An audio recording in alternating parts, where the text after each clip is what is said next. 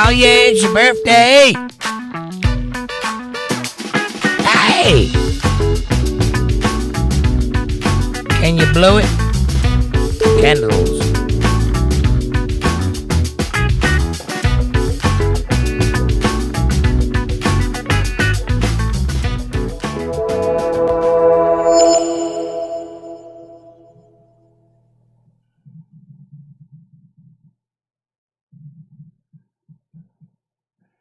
Well, hello, ladies and gentlemen. Welcome to the show. It's Untethered Live on a Friday night. It's a chill stream night, and it is April Rayne's birthday. The great 50. She made it. She's here. She's over the hill. 50. All right, but she's not here yet, so everybody hide. And when she shows up, surprise. How are you doing? How's the world treating you? How are things out there in the great wide yonder? It's fantastic here. I can't complain myself. Oh, John is first in chat. He says, good morning, everybody. 3 hearts. Good morning, John. Top of the morning to you, sir. How are you? Bill Bennett, you get the gold star, by the way. Bill Bennett says, where you live, John? In Europe? Yes, he lives in Europe. Here in Indiana, it's about dark. Hello, Untethered Live family. Good to be here with you all. Well, it's good you're here, Bill. How are you doing, sir?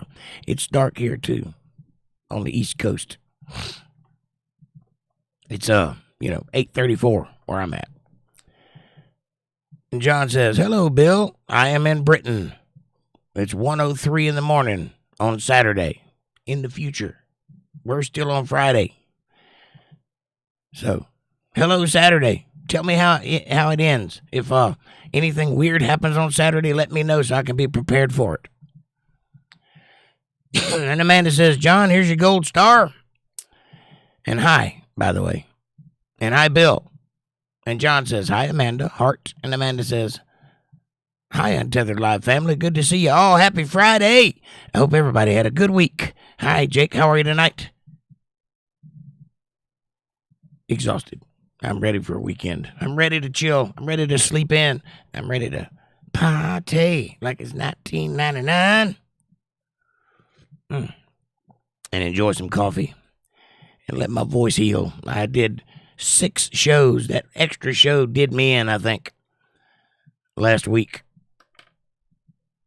And a little hoarse today. Can barely talk, but that's all right. I'm going to talk and talk. Till the daddy takes the T-bird away.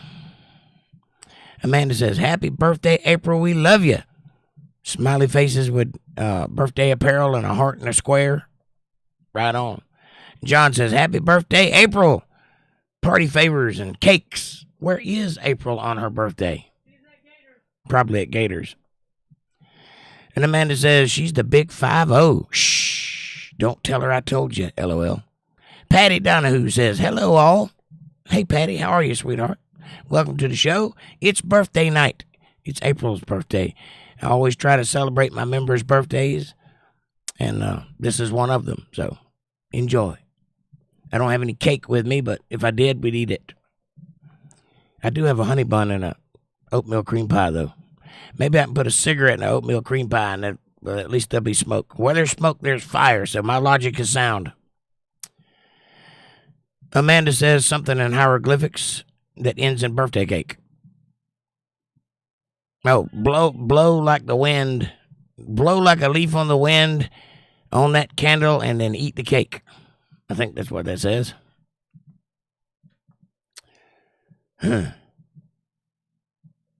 Amanda says, hi, Patty. And John says, hi, Patty. And Patty says, hi, John and Amanda and Miss Amanda. Always respectful. Kevin Cox, what's up, my brother? He says, we're at Gators with April, Darlene, and the gang. Well, hello, gang. Happy birthday. April, this is just for you. Happy birthday to you. Happy birthday to you. Happy birthday, dear April. Happy birthday to you. Happy birthday, April. I hope you have a fantastic, wonderful evening in store. And everybody caters to your every whim and that you're completely satisfied at the end of the evening. Welcome to the show. Come on in. April's been with us a long time. Amanda says, hi, Kevin. And hi, Darlene. Kevin says, hey, Amanda. And April's there. She says, thank you, everybody. I'm here. I'm out to dinner with my mom. I love you all. Such a sweet treat. Thank you all. Thank you. Happy birthday. I hope you have a great day today.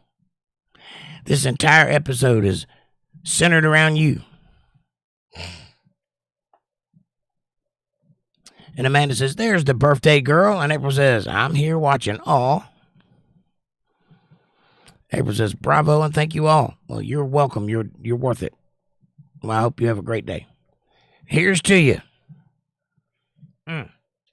For the rest of you, don't you want to have a cup of coffee with me and talk about the world at large and April's birthday? If so, go to the kitchen and get yourself a cup and let's get to talking. I have my cup right here. It's a regular cup of Joe. That's the way I like it. And you can have one too. And if you don't have a cup, which is a travesty, but if you find yourself in that position, look down below in the description. You'll find there's cups there, and they have my face on them, and they are fantastic. But there are some great new options there, such as stainless steel tumblers with locking lids that keep your coffee hot for hours. They look great on a coffee table, and if you chuck them at somebody, it'll leave a mark. So it's good for self-defense. Get one while supplies last. Also, like, subscribe, share, support, join, and super chats are available in the chat box. If you want to show a little bit of love, you want to throw a little clang-a-lang my way if you want to. You can do that right there in the chat box. Also, hit that Cash App, $ Jake Johnson Band. I do appreciate that very much if you so choose to do. And one more thing. If you would like to have a place to hang out with us all outside of the oppressive censorship of YouTube and outside of me having to read every little thing that you write down, you can do that. You can share pictures, videos, texts, and chats with each other on Facebook.com/UntetheredLive family. The link is in the chat, and I appreciate you going by and checking it out. Thank you very much. Check out the store. The link is in the chat also. Just window shop. You don't have to buy anything. I put a lot of work into that thing, so just go and look at the fruits of my labor. April says, so sweet. Hey, Amanda, I'm here. Right on. I'm glad you're here. Otherwise, all of this would be awkward. I got you a special background. It's just for you. Look.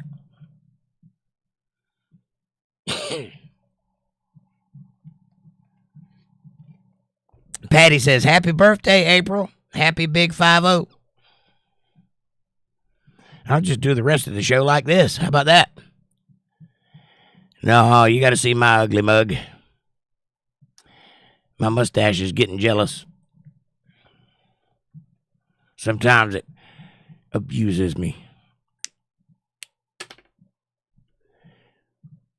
I'll wake up and it'll be wrapped around my neck. I need more screen time. It's a true story. Anyway, what are you guys doing this weekend? I am going to work on some rooms. See if I can't further the plight of remodeling my house a little bit. We're almost there. We're like halfway. It really ain't that much to be done. It's just what is left to be done is time consuming, of which I have very little. And it just seems to get pushed down the road every day. I'll do it tomorrow. Maybe next week. Pardon the voice. I did 6 shows last week, and I think the last one did me in. I'm a little hoarse. And plus, the pollen is up and dander and all kinds of stuff, and weather's changing, and it's just not a good situation. I do have the obligatory nose sprays. That helps. I know you're thinking, well, why would it help if you have a sore throat to have a nose spray? Because it goes right down into my throat, and it soothes it. Makes it where I can talk a little better anyway, for a few minutes. Bipolar weather. Yes, this is North Carolina. It's that way. We have all 4 seasons. It just can't make up its mind which one it's on. That's all. Back and forth, back and forth. It was cold last night, like almost freezing. It got down into the 40s last night, low 40s. Today, 90 degrees outside. That's the weather for you. Tomorrow it'll be snowing, and the day after that we'll have tornadoes. And then on Sunday we'll have sheep. April says, Patty, thanks, love, heart. And Patty says, the weather's always jacked up in the spring, it seems to me. Yeah, but that's when everything is pollinating, so the weather's kind of wild and crazy, too. Getting this freak on. Springtime is where your cat looks at you and goes, you ever seen this before? You know, it's that time of year.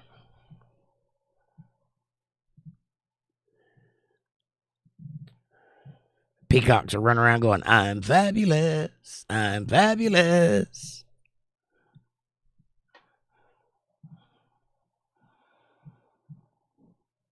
It's a time for love. It's a time for romance. And my little buddy down there going, whatever works, guy. Right? I need a sophisticated woman. I need a woman that gives mind, if you know what I'm saying. Thank you, Robin Williams, for the jokes. All right.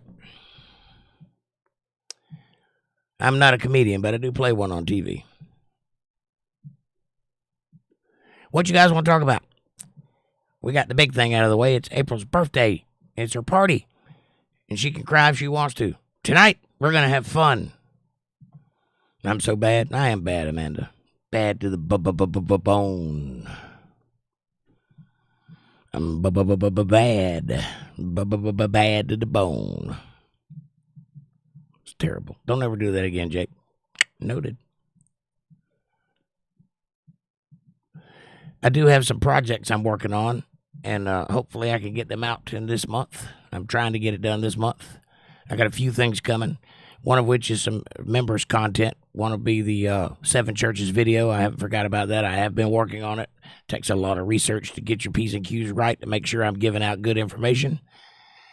Another which is a music video for the song Elizabeth. That's coming. That's a little harder than I thought it would be. I've got to visualize it now. I wrote it. Now I got to visualize it and put it into practice. So that's going to happen eventually.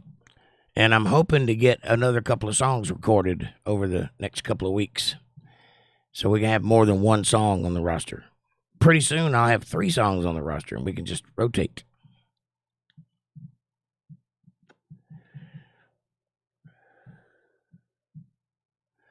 John says, fantastic, Jake. Well, that's the idea. I'm hoping to get it done anyway, if I can find the time to do it. Doing this, which is, I don't know,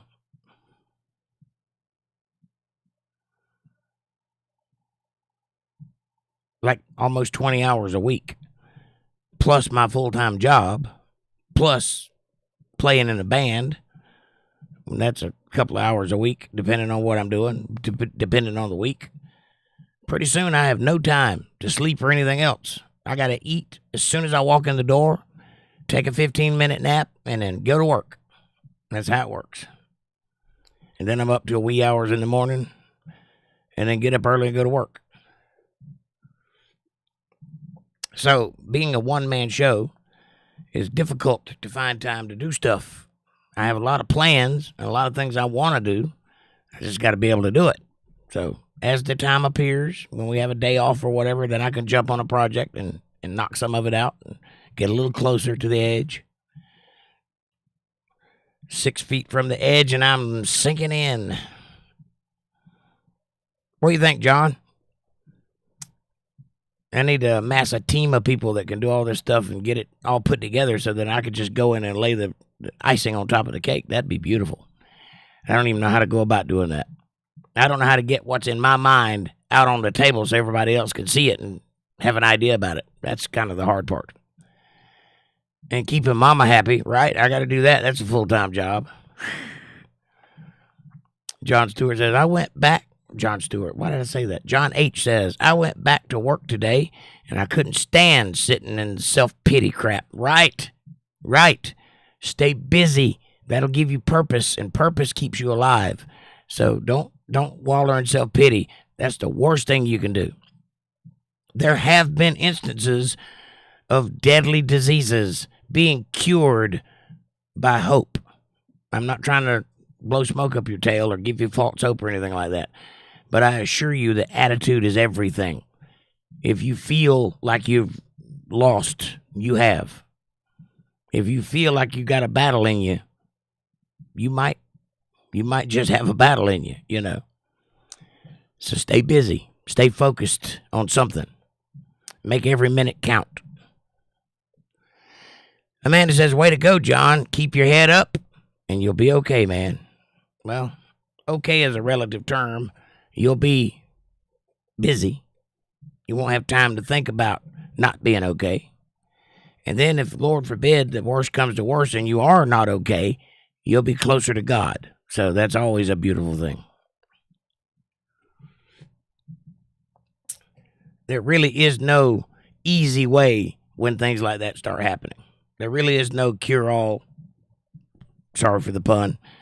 There is no way to function with something looming over you like that other than to steal your mind and focus on a thing.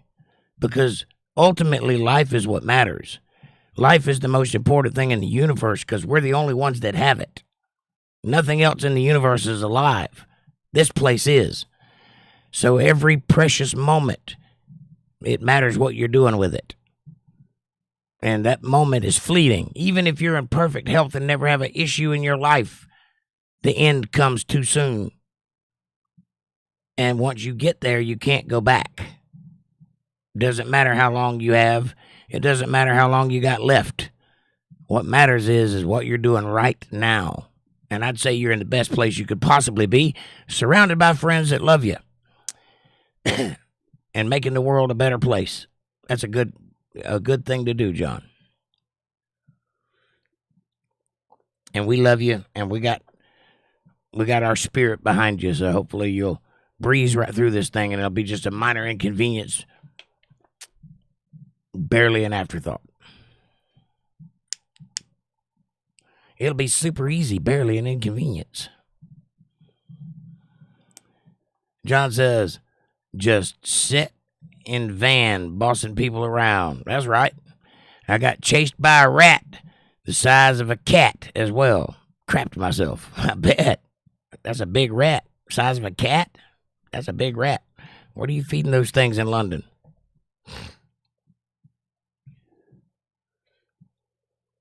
We got some pretty big rats in New York City. We got rats that tote around pizzas. That's a fact. It's on the internet. I've seen it happen. I saw a rat mug somebody one time. I'm pretty sure.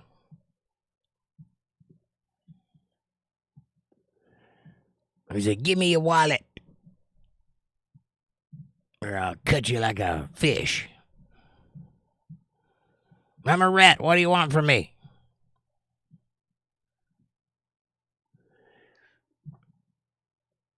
John says, one called Kamala. Yeah, definitely that one. That part out loud, yes. Thank God we don't have to worry about that woman anymore. That was scary. She was that close to being in charge. Could you imagine what this world would be like right now if she had won? I shudder. I lose sleep at night thinking about that. That's not a good place to be. I don't have any problem with a woman being president, but that woman, I don't want her anywhere near any kind of authority. I don't want her to be a dog catcher.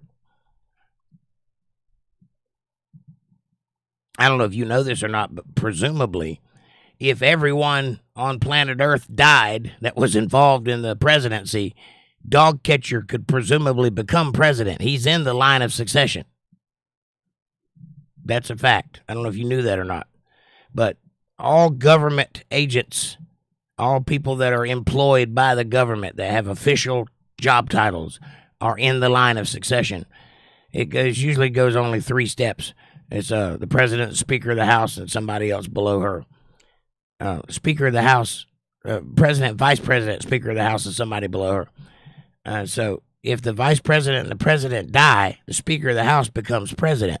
But that goes all the way down.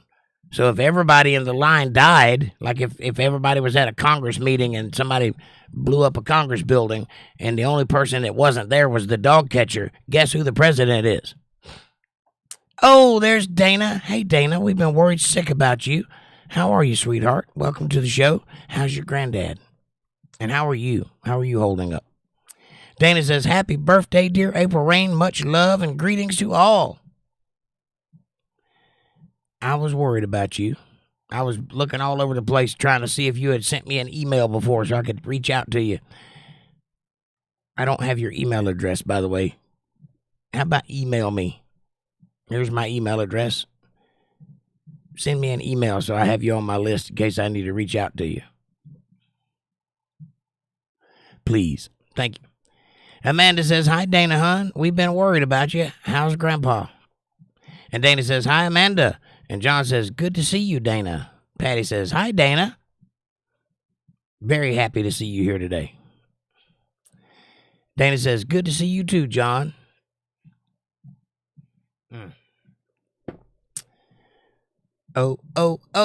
O'Reilly's Auto Parts. It is a Friday night, ladies and gentlemen. It's been a long week. Had a big job this week. I think we did something like, I don't know, 2,000 shirts. Two big stacks of shirts, tall as I am. A couple thousand of them anyway. Big order. Been working on it all week long with no water, which means I had to walk across the street to the neighbor's shop to use their water, toting a pressure washer and all the screens and all the equipment that I need to wash them out and then tote them all back. So it's just extra steps added, you know. You'd be surprised how much of a day that'll ruin. But we made it. It's Friday and I'm off. And I'm in my good shirt. I like this shirt. I don't know why I don't wear more of these. I found this in my drawer. I didn't even know I had it. It's a nice shirt. I like it. Danny says, dear Patty, hi. For yourself says, hello, D. No, hello, smiley face. Sorry. I'm a little rough on my hieroglyphics. Hello, for yourself. Welcome to the show. Come on in. Take your shoes off. We're just chilling out and celebrating April's birthday. Amanda says hi, by the way. And Bill says, sorry, all. I'll have to rewatch. Happy birthday, April. Preoccupied. Love you guys.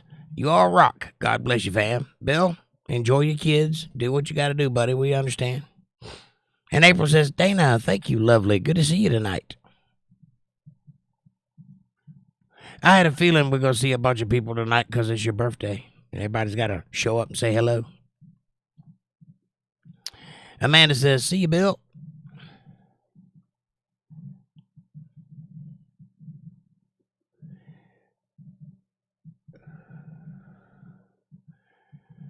So anyway, Dana says, I just returned from a business trip in Switzerland yesterday, and I have been pretty busy the whole week, I bet. Well, I hope you guys are doing well. I hope Grandpa's in good spirits and in good shape, and I hope that you're rested and not overdoing yourself. John says, it's party time. Yeah, it is. Party, party, party.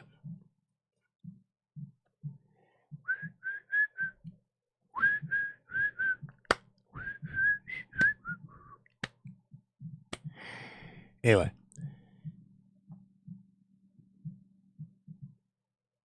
April is enjoying a dinner with her mom and her siblings and her children, I suppose, and her husband. They're over at Gators in Florida, slopping down something good, I'm sure. Amanda says, party because I gotta. P-A-R-T. Why? Because I gotta. For yourself says, I got my birthday gift.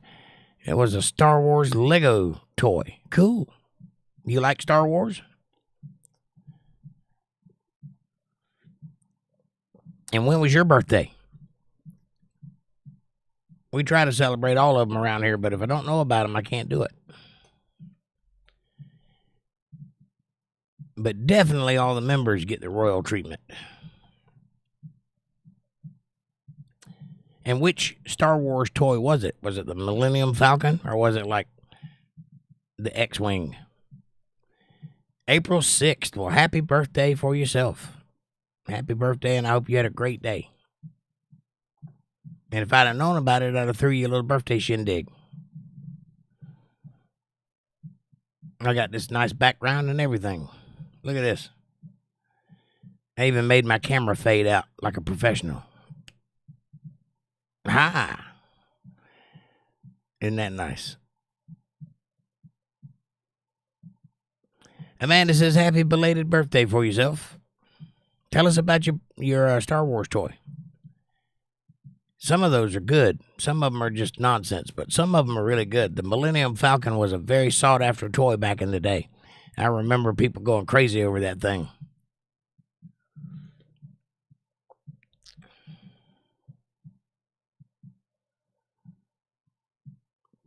It was like a ship. Yeah. I didn't open it yet, but on the side, it was dark side. So it wasn't the Millennium Falcon. It might have been a TIE fighter or something like that. And Dana says, my dear grandfather is doing well. Excellent. I had a very good lady taking very good care of him while I was gone, I bet. Well, I'm glad he's doing good. We've been praying and hoping that everything is well with you and him, and things are easy enough to get by with. That's a tough thing. I've done that with both of my parents and their parents.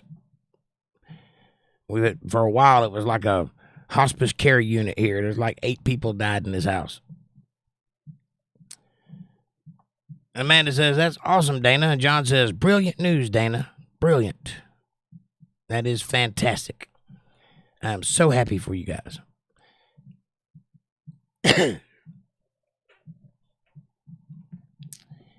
Oh, this is a good cup of coffee. Thank you to the people that provide the coffee for the show. I appreciate it very much. Won't be long. You're going to have to be providing it again. Because it's good. And we had probably the best series of shows in a very long time this past week. And Dana, I wish you were here for those. I know you were busy, but I was thinking about you the whole time because we had some doozies. And one of them went on for like 6 hours. And it was a good podcast. A lot of good conversation, a lot of great comedy, and a lot of great philosophical thoughts, and everybody pitching in. It was full tilt for like 4 days in a row. And it started with Passover. We did that. And then it just kept going, and it was good every day. So far today, only 13 people and only 10 likes. So that means 3 of you. No, only 3 likes. That means 10 of you hadn't hit that like button yet. Come on, hit that like button. It's free. Amanda says, and a couple of trolls. Yeah, we had a couple of those too. They got booted out pretty quickly.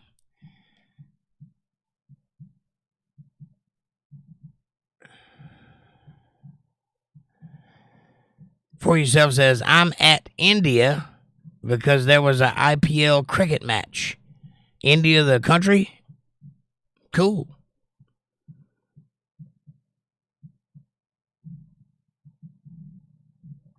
What's a cricket match? Is that like a sport thing? Amanda says, and a couple of, I read that one. I like the trolls. It gives me something to do, says Amanda. Yeah, you got to get that band hammer out and, shine it up every now and then. Polish it off and get it ready for a whoop-assing. We don't have too many of those, though. I can't. I've been to other people's shows and watched the influx of trolls that come and go. I've been very fortunate in that area. We've got a killer group of people here. You guys are awesome. And any trolls that do come here, there's a 50-50 chance that eventually they'll stop trolling and join the show, like Jordan Scott Mills, like a couple other guys that have become regulars here. They started out as trolls. So that's pretty awesome too, in and of itself.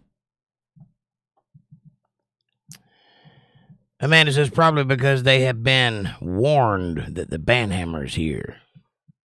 Oh, the fame of the banhammer reaches far and wide, I have no doubt. I have no doubt that trolls everywhere are shaking in their boots, in their little pointy-toed boots. they all know you're after them. Their days are numbered. Dana says, John, brilliant means diamond in my language. Kind of means that in his, too. Not exactly, but shines like one.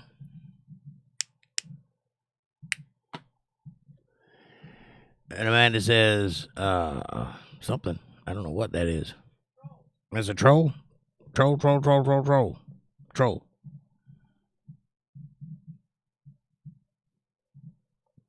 Doesn't look like a troll. I don't know what it looks like.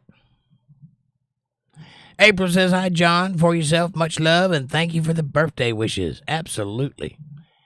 Happy birthday. Bunch of hearts for you there. It's been a pretty rainy day today. It rained all morning. And in the afternoon, the sun came out, but it was just kind of wet everywhere. It stayed that way. Didn't get real hot until late in the evening, and then it hit like 90 degrees. I don't know how hot it was. It probably wasn't 90, but it was pretty sweaty. And last night, we were laying there in bed and listening to the rain fall, and it was usually when it rains around here, it rains for like 15 minutes and it stops. But last night it was pretty steady. And then out of nowhere, the power went out. And it stayed out all night. I don't know if it came on before we got up this morning or not.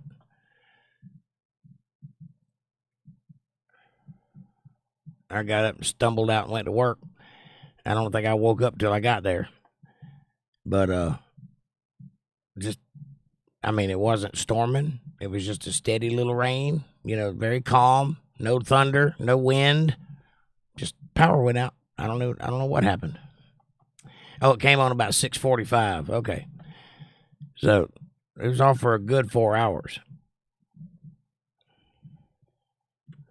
Around here, that just happens sometimes. No particular reason. John says, the hottest day of the year in Britain, got a bit of a tan today. Sweet. Always good to have a nice tan. I can't tan. I can burn, but then I'm white again as soon as it peels off. Cannot maintain a tan. I am this color, and that it don't change, even if I stayed out in the sun all day, every day.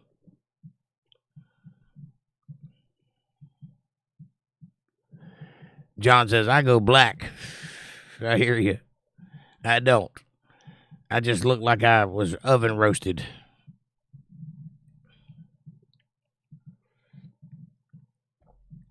I burn quite nicely when I go out in the sun. And, you know how you get those little bubbles all over your shoulders when you burn? I get those. But I don't tan. It just don't stay. I don't know why. If I want to tan, I got to spray it on. And I don't want to be orange. So, there's that.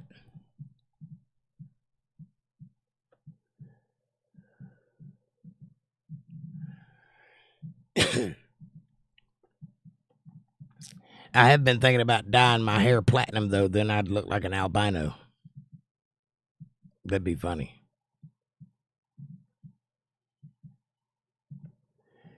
I don't know if I could pull it off or not. I don't seem to be the kind of guy that could do dyed hair. But maybe. You never know. What about you, John? You ever dyed your hair? I kind of think it takes away from a man's manliness if he's walking around with jet black hair in his 60s.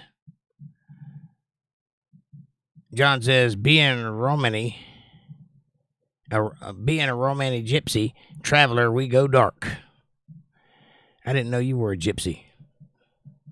That's actually kind of cool. I'm kind of a gypsy, too, in that I move around a lot. Not nationality, but persuasion. Gypsies are a strange breed. I've read a little bit about them here and there, and I don't really understand where they came from, but they seem to have their own thing going.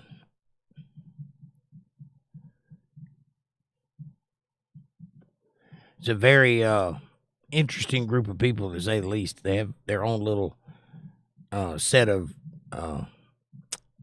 personality traits. unlike everybody else. They do their own little thing. I guess it's kind of like British version of Amish people, huh? We have Amish people, y'all have gypsies.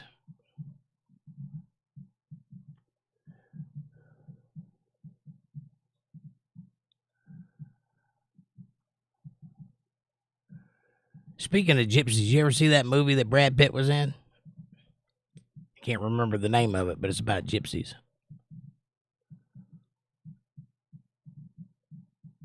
For some reason, I'm thinking Lock, Stock, and Two Smoking Barrels, but I don't think that's it. But I think the same guy made it. Snitch, is that it? Is there a movie called Snitch? John says, my nan had a wagon like an old Wild West. Snatch, that's it, Snatch. That's the one. I knew you'd know it.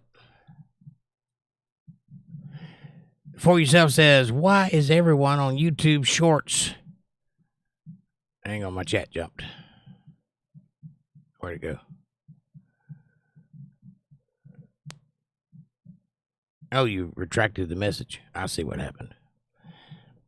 I can't read it if you retract it for yourself. That was an interesting movie, but I don't think I understood a word he said throughout the whole movie. Had to watch that movie with subtitles.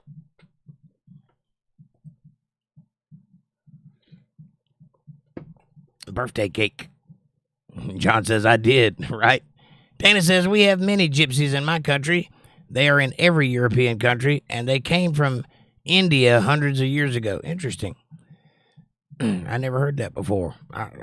I've seen where they showed up in periods of time, but I never really quite understood who they were or where they came from. So India, you say? They're not Indian, though, by race, are they? I always kind of liken them to like a Jewish sect or something. Just guessing. I don't really know. It's just an interesting group of people to just kind of appear.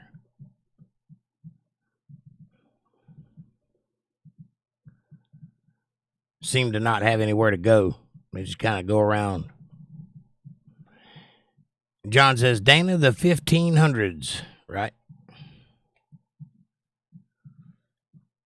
Well, tell me what you know about him, John. I'd like to learn. That's a topic I don't know much about, which is rare. Patty says, Armenian. Yeah, that sounds right. The old Armenians. In America, we got the Armenians in L.A., those guys that wear the tracksuits and are all kind of mafia-like. They're kind of interesting. Bruh, sounds too old, says For Yourself. What, the 1500s? No, that's right up our alley. That's the kind of stuff we like to talk about.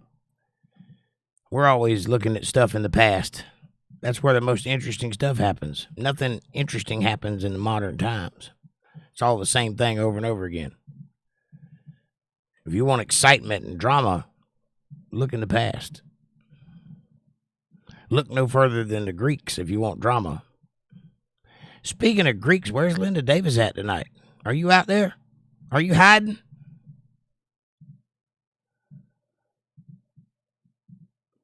Mr. P was here last night.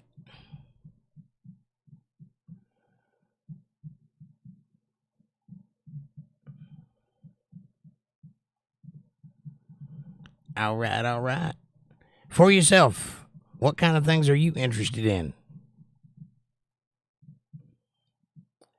They are from Hindustan, called India. And yes, they are Hindustanis. Interesting.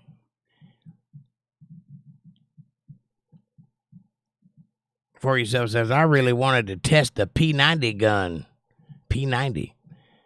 That sounds like a pickup for a guitar. Is that the P90? Is that the gun that James Bond used? Or is it? No, that's a Walter P22, right? P22, not P90. John says, all my family are bare knuckle fist fighters and boxers. Interesting. That's wild. You couldn't pay me enough to do that job. April says, our food is here. Yay. What are you having? What kind of food are you into there, April?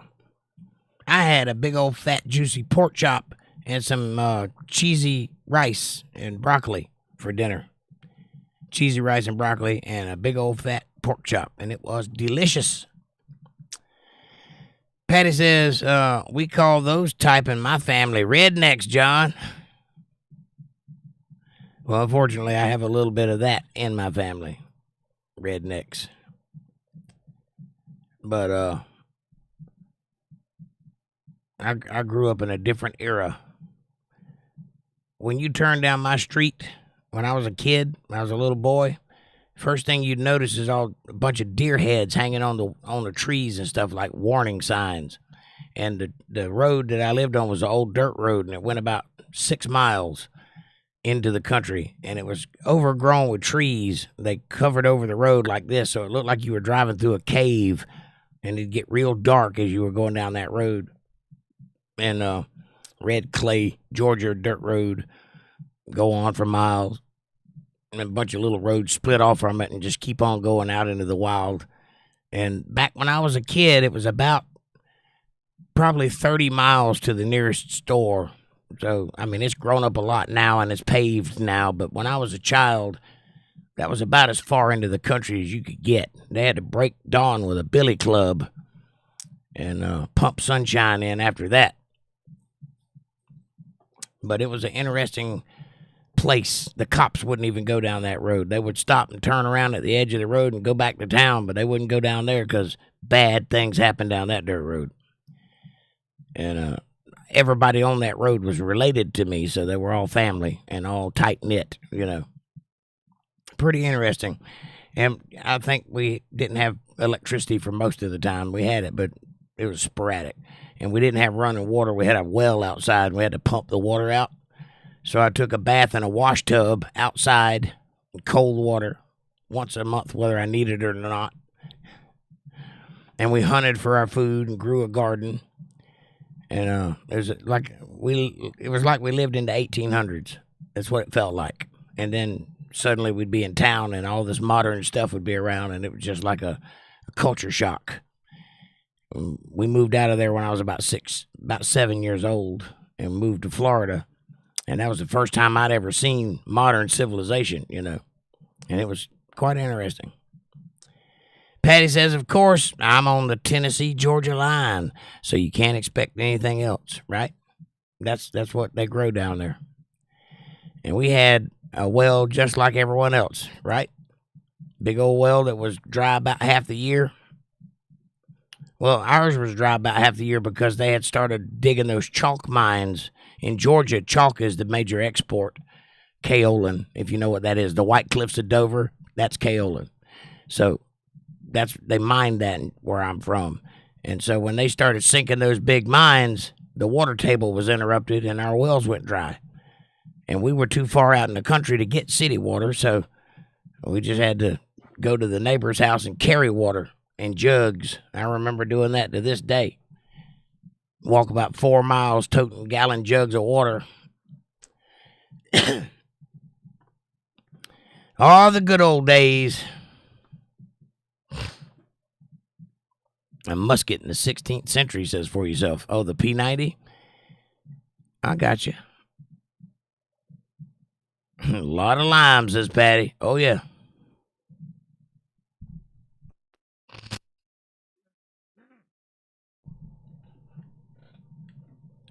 Yep, those were the days. I could tell you stories, but you wouldn't believe me about growing up. We had an outhouse. Does anybody know what an outhouse is? Or is that too old for you? That means in the dead of wintertime, if you got to go in the middle of the night, you're going outside, across the yard to the other side of the yard to go into a little wooden building with a little screen door on it and do your business outside in the cold. Yes, sir. Oh, yeah, I would, says Patty. You know what I'm talking about. John says, I do. Them old days. Sears. Ha ha.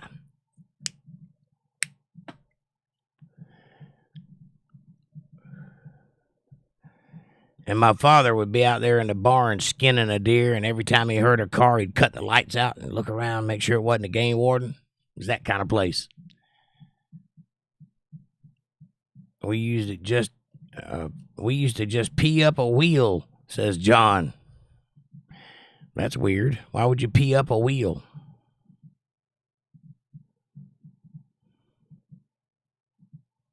I don't get that reference. What are you talking about? You mean like just pull up side of the car and let her flip? Is that what you're talking about? Dana says, smiley face. Yep, that's that sophisticated living. That's where I came from. That's why I'm so smart. I had nothing else to do but read. Patty says, off the porch, right? Pee off the porch. I was talking about if you got to do something else, though. You got to go to the outhouse. And everybody shared the outhouse. And then once every couple of weeks, you had to go out there and slop it out with a shovel, clean it out from under it. I don't know what they did with it, but I guess they buried it in a hole or something. I was too young for that part, thank God. John says, in the old days, in caravans, we didn't have a toilet, right? I got you. So you just go out behind the wheel of the wagon is what you're saying. I got you. That makes sense. Yeah, we didn't have a toilet either. I didn't see my first toilet till I was about 7 years old. I'll tell you a true story. The first time I ever saw a stove, I tried to build a fire in it because I grew up with a wood stove, a wood burning stove, you know, the little cast iron deal that looks like a pig, got 4 legs and a spout goes through the wall. That's what we cooked on, and that's what we heated our house with. So that's what I was used to. We moved into a house in Floodville, Florida, which is the cockroach capital of the world, I think. And it had a stove and an oven. And I went out and collected some firewood and came back in the house and was loading it up when my mama caught me. She said, no, let me show you how this works. I was amazed. I remember that to this day. Stories of the old days.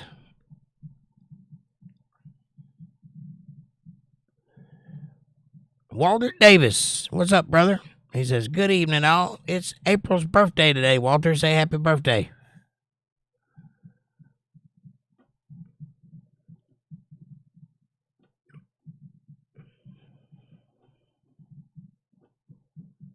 Amanda says, hi, Walter. John says, hi. What are you guys doing on a Friday night? Are you home or are you in the other place? And Amanda says, where's Linda, Walter? And Dana says, hi, Walter Davis.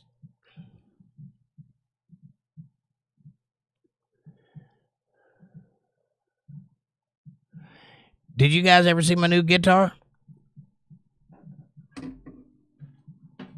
Check her out. Takamine G Series.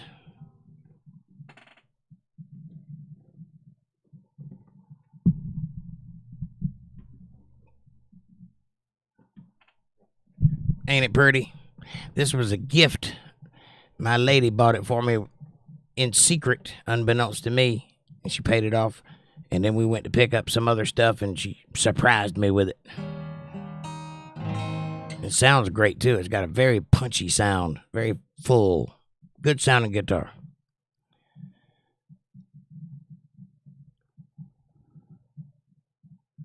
Walter says, I'm driving.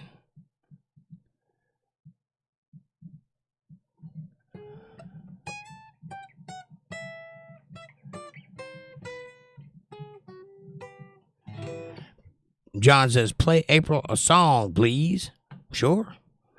What you want to hear? I can't sing very well, though. My voice is about gone. Let me see what I can do here.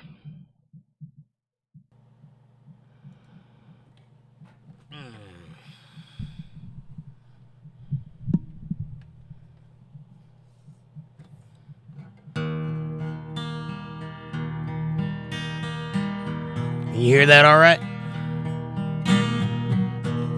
Kiss me each morning for 1,000,000 years. Tell me you love me with a smile.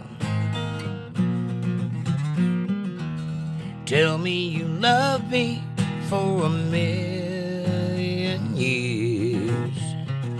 Then if it don't work out, if it don't work out, then you can tell me goodbye. Sweeten my coffee with a morning kiss. Soften my pillow with a smile. Tell me you love me for 1,000,000 years. And if it don't work out, if it don't work out, then you can tell me goodbye.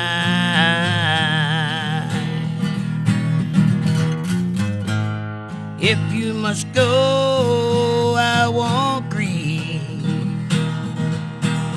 If you wait a lifetime before you leave, but if you must go, I won't tell you no, just so that we can say we tried. Kiss me each morning for 1,000,000 years. If it don't work out, if it don't work out, then you can tell me goodbye.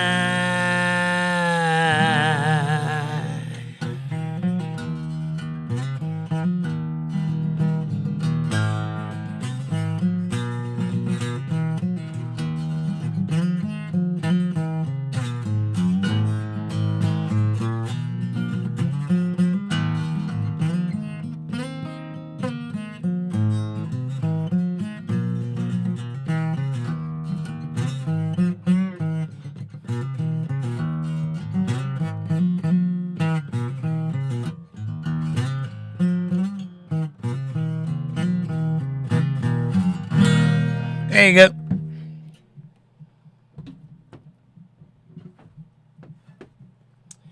Sorry, the voice ain't gonna cut it tonight. I just ain't got it in me. Not tonight.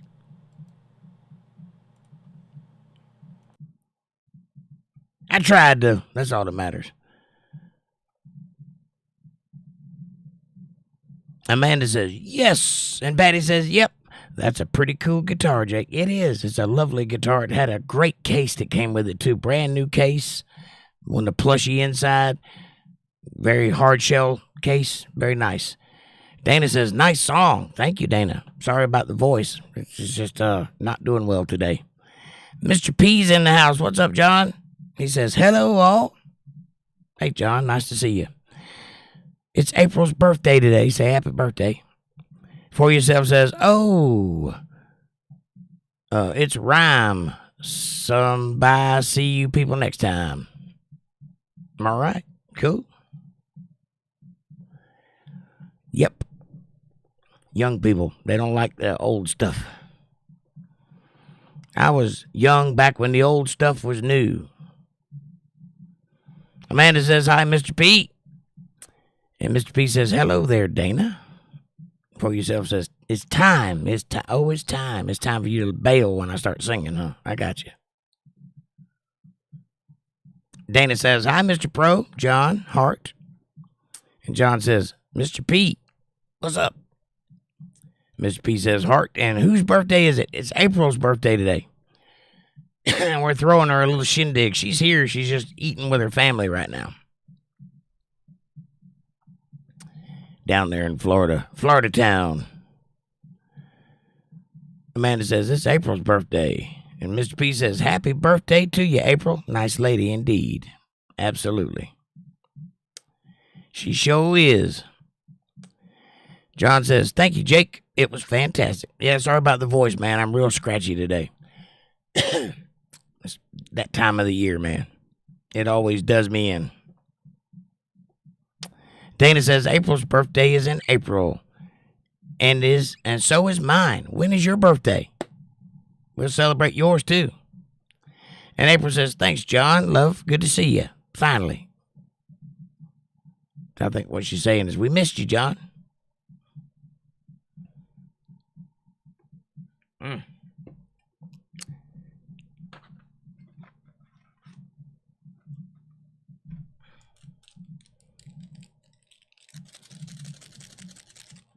You know what time it is.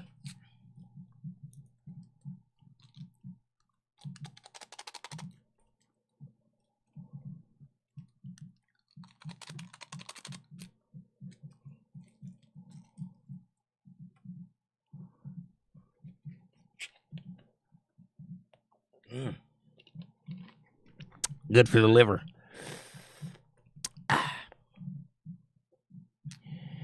Yep, I had planned to sing some really cool songs tonight, but my voice just wasn't going to cut it, so you're just going to have to deal with the one you know. Mr. P says, life and schedule are really nutty now. I don't work at the pizza shop anymore. I work whenever I can, LOL. I'm a lot happier now, though. I even work some weekdays at a bait shop. Sweet. Well, as long as you're staying busy, that's all that matters, right? Dana's birthday is the 30th, everybody. We're going to have a little celebration on the 30th, so y'all be sure to be here for that. I'm writing it down now.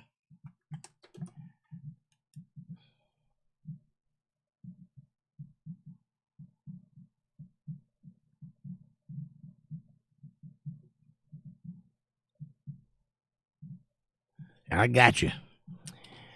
One thing I'm doing this year is I'm putting together a list of everybody who's a part of the show and their birthday and important things, stuff that needs to be remembered so that we can appropriately celebrate on those days and do stuff. And I'm working on a little thing now.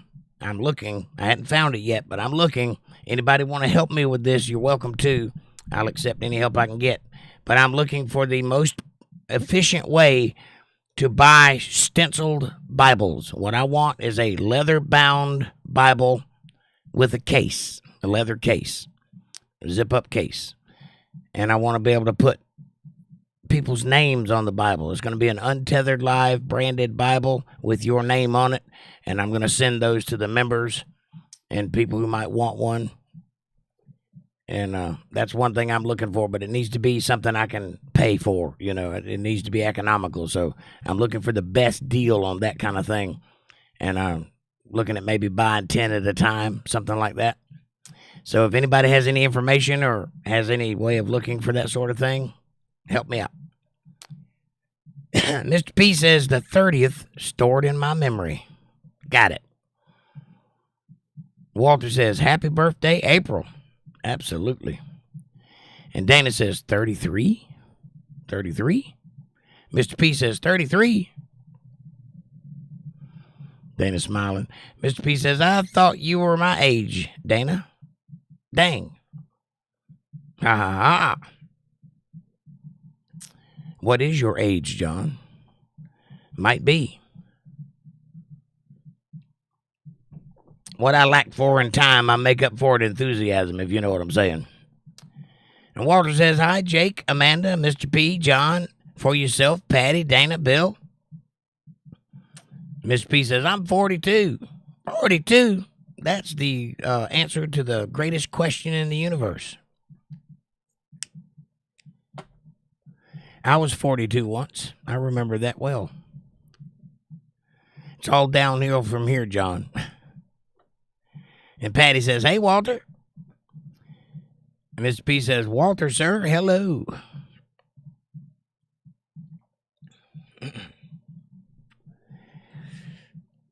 Yeah, that guitar, though, when I got it, it was set up like a bluegrass player plays it. Real high strings off the neck.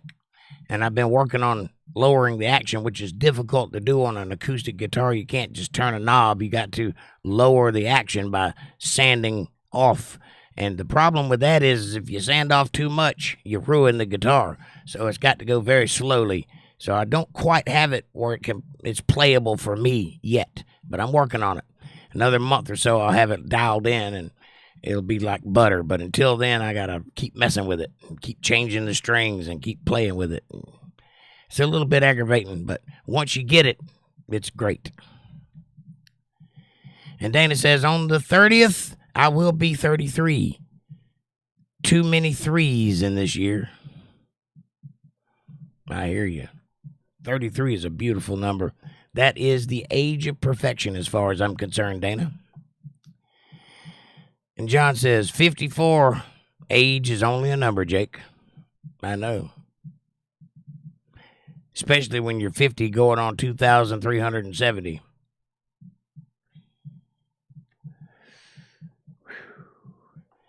Mr. P says, Patty, Patricia was my mother's name, by the way. Oh. And hello, Patricia. Well, how do you know her name is Patricia? It might be Pat Carbuncle. Probably not, but it might be. And Dana says 33, a number for Freemasons. Well,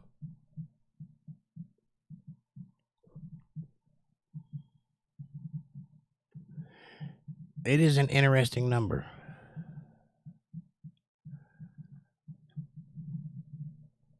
A lot of things are divisible into 33.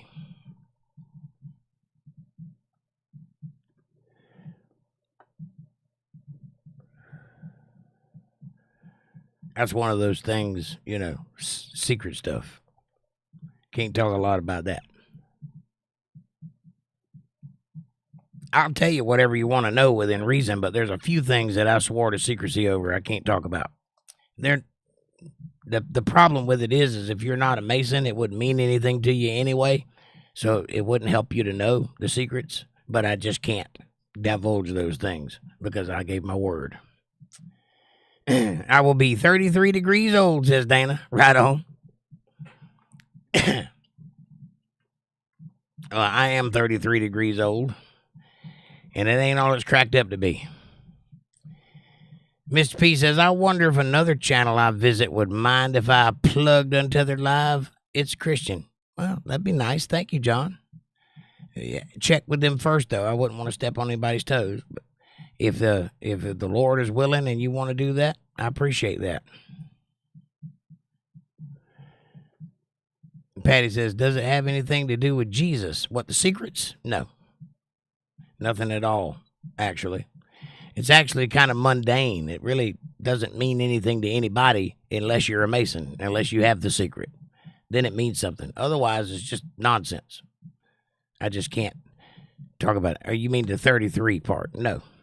Other than Jesus was 33 roughly when he died, I don't see any significance there, no.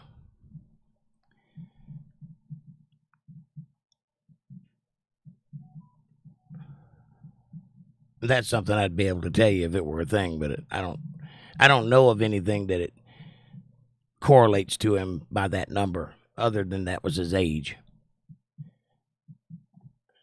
And John says, I'm going to say goodnight, everyone. I need my beauty sleep.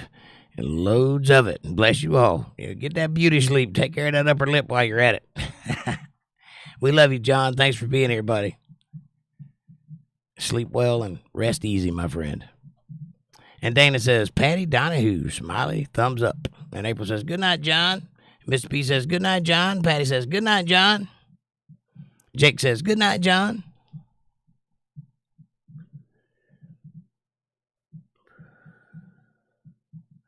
April says, good night, John. Love.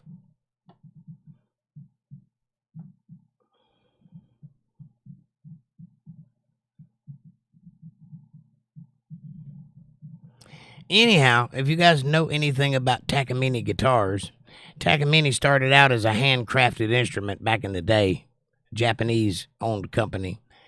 And then as time progressed and they became more popular, they got bought out by another company, and then they went to CNC machine, but they're still largely handcrafted. They're cut out on a CNC machine, but all the fine work is done by hand, and that's one of them, and that's the G series. There's thin lines and full-body dreadnoughts, which is what that is.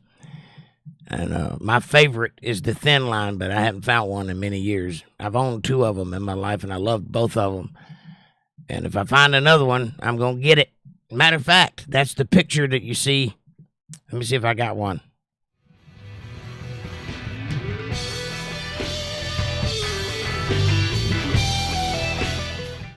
The guitar in that picture is a thin line G series Takamine. It's my favorite guitar of all the handmade instruments. And that's one of the guitars that sponsored Garth Brooks back in the day. And he has his own series of guitars. It's got the G-shaped sound hole. It's kind of an interesting. Well, it's not G-shaped. It's actually shaped like the guitar itself, the little sound hole. But it kind of also looks like a lowercase G. And that was a guitar that was sponsored to him. And for a while, only he could get those guitars. Now you can buy them. But back in the day, you couldn't buy one because they were made specifically for him. I don't care for that guitar.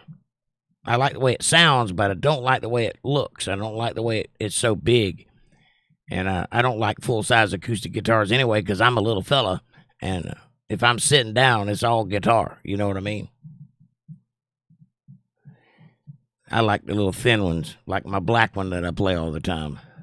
That's my second favorite guitar, and that's a Fender Stratocaster. So it's shaped like a Stratocaster, but it's an acoustic guitar, and I love that. And the neck on it is a Stratocaster neck. I could take that neck off and put it on a Strat, and it'll work just fine, or vice versa.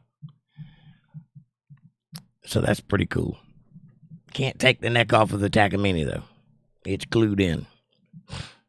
But it was a lovely gift, and it looks great on the wall next to all my other guitars, and it sounds wonderful, in case you couldn't hear it. It's got a good, fat, tony sound, real deep, real muscular-sounding guitar. And when I finally get it where I can play it, that's going to be my number 1 guitar, I think. But right now, it's a little hard to play.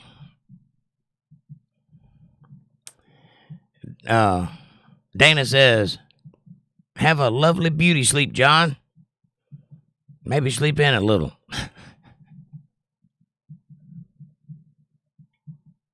Ugh. Face only a mama could love. I'm messing with you. All right, April. Are you going to come join us? Miss P says, I'm going to jump over there to the other channel and ask. All right. I see how you want to be. Tell them we said hello, even if they say no. Say hello. Hello from Untethered Live. Tell them to come by and check us out. And also, John, tell them they're not going to see the Christian stuff tonight. So if they come over here tonight, if they want to see the Christian stuff, they got to come on Sundays and Mondays. And Dana says, it's tea time. I would love to have some hot tea with honey and lemon. That'd probably do my throat wonders. I'm like that close to losing my voice. April says, okay, John. And I'm here. Excellent. After all, tonight is in your honor. So we would just want to talk to you for a little while, see if you're enjoying your birthday, and tell us what you got for your birthday. Or what did you do for your birthday? I'm guessing Elvis was involved. Oh.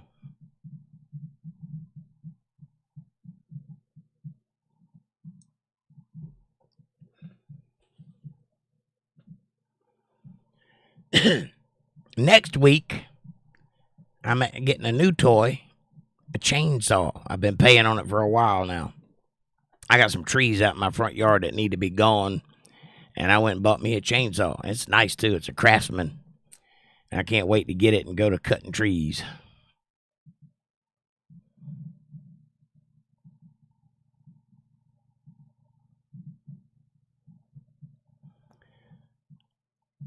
That seems like a weekend job, a weekend kind of job.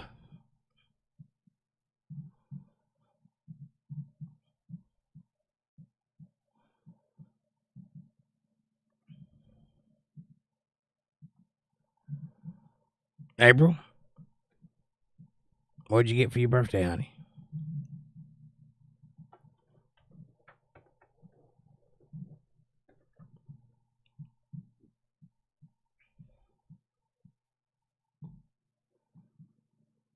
I have never cut any trees in my life, says Dana.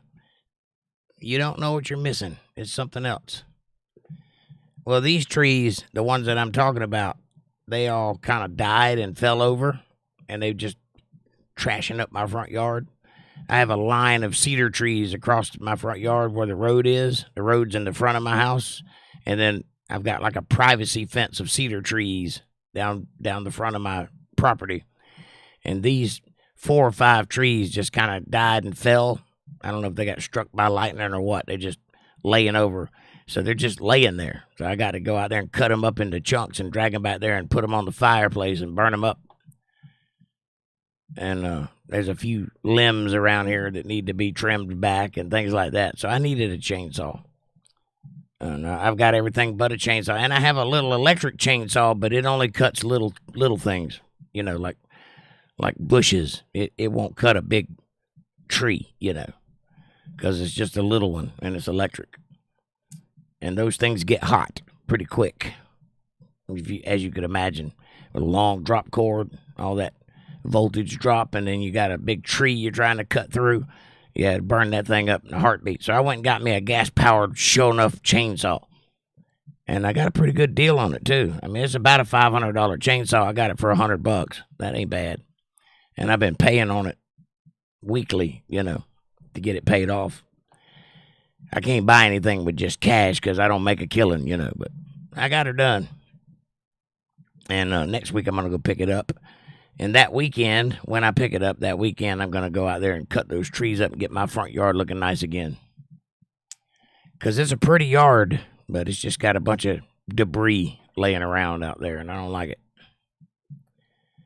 I'm not the world's best yard manicurist. Like, I don't go out there working in the yard every day. I'm a little bit of an indoor cat, but enough is enough. You know what I mean? You can only look at something for so long, and you got to do something about it. Patty says, I guess I'll turn in too. Thank you for the great company, and I look forward to next time, Patty. I love you, sweetie. God bless you. Thank you for being here. Amy Elizabeth is here. She says, liked, shared, and invited some friends. Hey, what's up, girl? It's April's birthday today. Say happy birthday.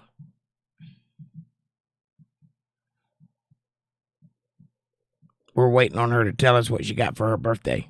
She's at dinner with her family and friends, so she's kind of in and out.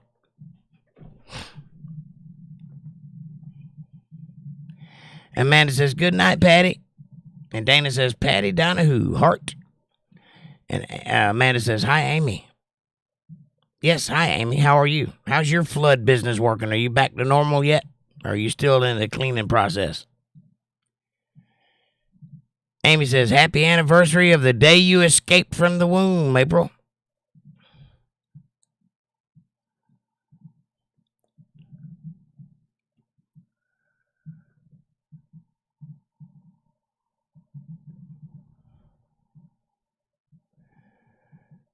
And we're good here. It's a bit cold, says Amy. I bet it is. That big storm we had across the United States last week, it dropped the temperature drastically around here.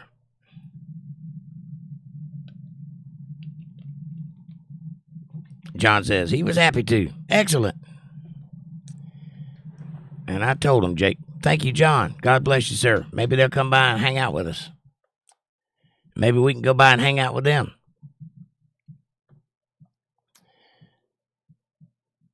If they end up plugging the show, you'll have to let me know who they are. Gad Band. Well, go check it out. And Dana says, hi, Amy Elizabeth Hart. Amy says, every year I know better than to plant before Mother's Day, and every year I have to replant because I plant anyway. Well, you got to follow those pagan rituals. They're there for a reason. Follow the stars, plant in October, you know, that sort of thing. Or is it harvest in October? I can't remember. I've got a black thumb. I can't grow anything. It's about Christian music mostly, says John, and also Bible. Cool. Yeah, people are surprised when they find out that I'm not really into Christian music. I don't have anything against it. It's just not what I do, you know.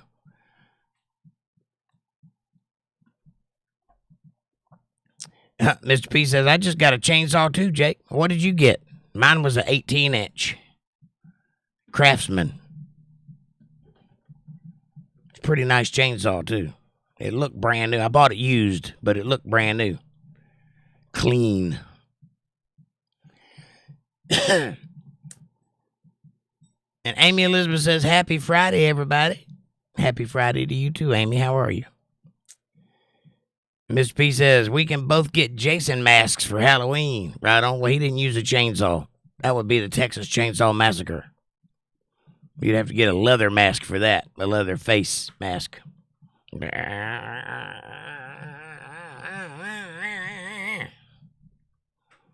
Another cool thing you can do with a chainsaw, look up the band Jackal. They only did one song that was of note, so you'll find it. Jackal. Just look up Jackal Chainsaw Song. You'll see it. Guy plays a chainsaw to the blues, and it works. Thank you. See how that worked? Lovely. Mr. P says, hey, Amy. Amy says, Red Friday. Remember, everyone, deployed. Absolutely. Always power to the troops. Amy says, I can't get my power washer to start. I have that same problem. Any ideas? Might need a new spark plug, but I don't know. Well, if it won't start, there's a couple things you could check out. Number one, take the bowl off of the carburetor and make sure that it's clean on the inside. Dip it in gas, clean it out, put it back. And there might be a little foam rubber filter on top of the carburetor. Take that off and put your hand over it and try to start it that way. And if that won't do it, then check the spark plug. Pull it out, unscrew it, and look at the end of it. If it's all caked up black, get you a little wire brush and clean it off, or a toothbrush. But be careful not to bend it, because it's got to be gapped, the right gap. So just clean it off with a toothbrush or something and put it back in, and it should start right up. Those are the only things that it can be. Anything else, you got to have somebody fix it.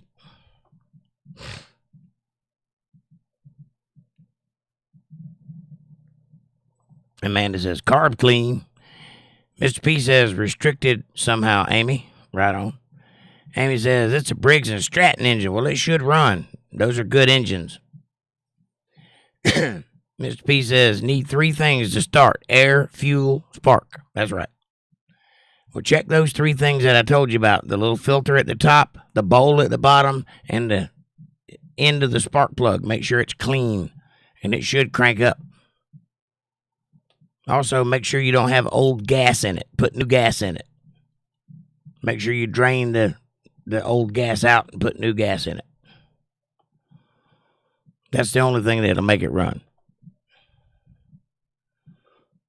Amanda says you can get a carb clean spray from Discount Auto Parts and clean the spark plugs with the carb cleaner too. Yeah, but you still got to scrub the carbon off of it. If it's black, it needs to not be black. It needs to be shiny.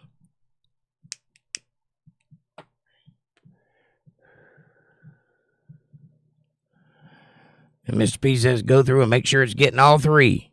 Air, fuel, and spark. Right on. And compression. Well, like I said, if it's that, somebody needs to fix it. She can't do that, but she can do the other stuff. It sounds like it would be easier just to wash the RV by hand. Right on.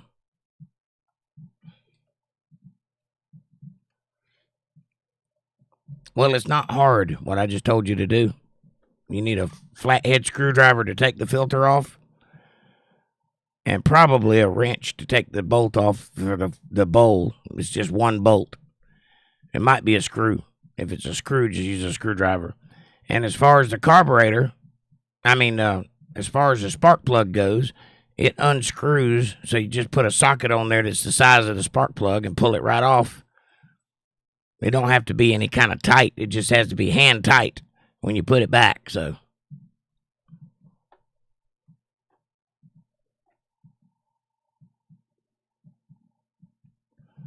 Mr. P says, nope, you'd be surprised how many times I fix something in minutes just by checking those 3 things. It's simple. Right on. Amanda says, it would be hard if you don't know what you're doing. Scrub brush and water hose. Right on. April says, hi, Amy. Good to see you, love. Are you going to tell us what you got for your birthday? Amy says, hi, April. Get your birthday spanking yet? Wink, wink. Ooh, a birthday spanking. Nice. Mr. P says, yeah. Get that birthday spanking. And then what comes next? That birthday cake, you pervert.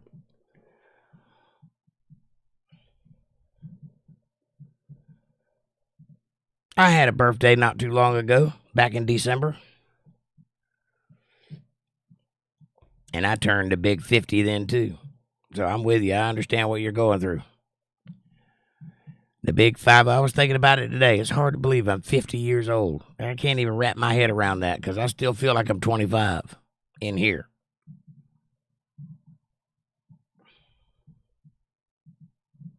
My body don't, though. My body knows it's 50.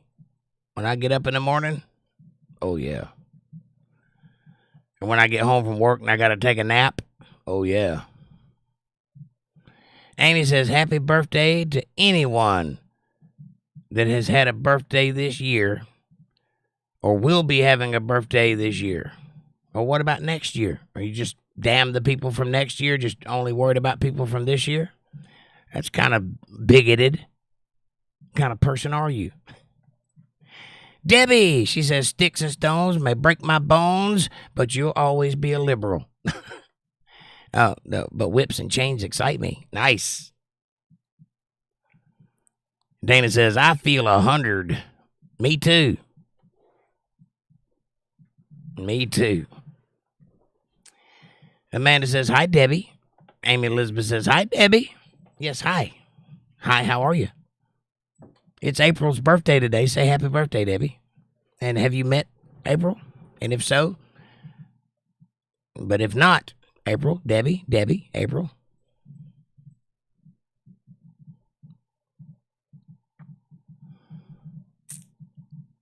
While we're on the subject, won't you guys do me a favor? Hit that subscribe button. Press the bell icon so you get notifications of when I'm going to be online. Smash that like button. It's free. It's effortless. It's right in front of you. And it really does help the channel with the algorithms. It helps us get recommended to other people. Won't you do that, please?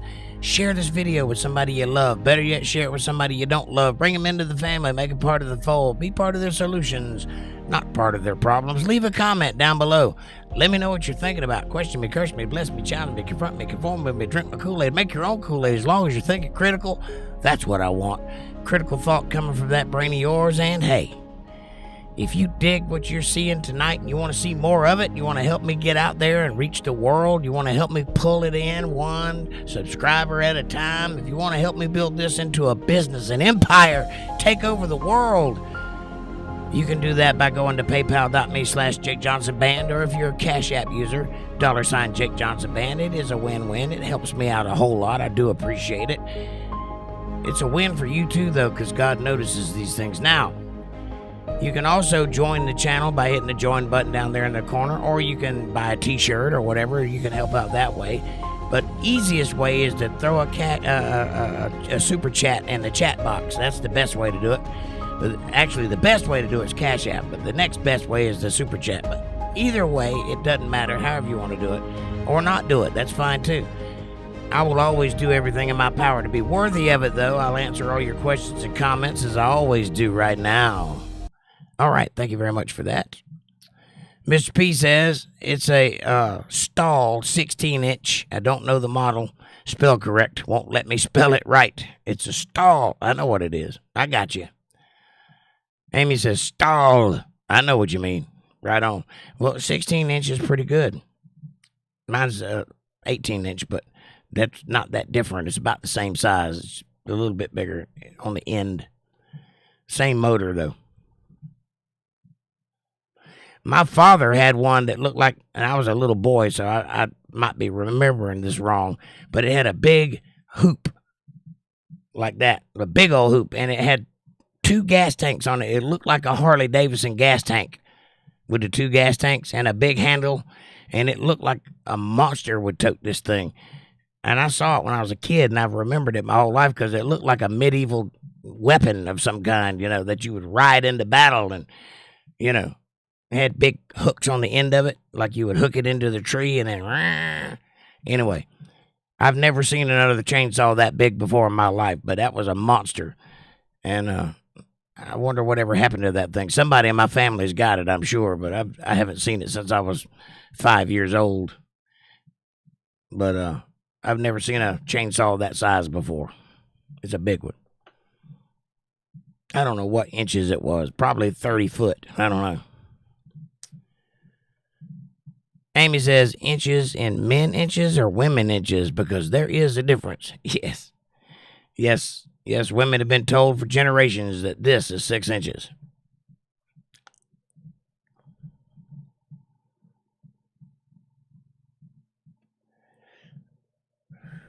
Damn.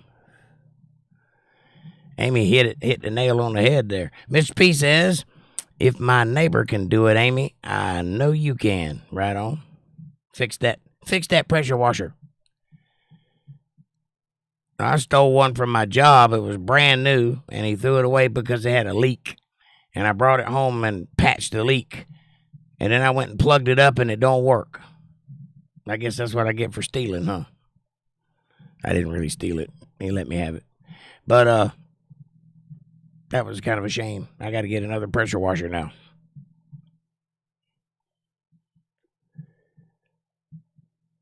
Amanda says, there's a big difference, Amy. LOL. Aaron, what's up, my brother? He says, happy birthday, April. Good to see you, Aaron. I was wondering if you was going to be here tonight. Amanda says, hi. And Mr. P says, wow, Jake, 50 is young, man. They don't feel young. Aaron says, hi, Amanda.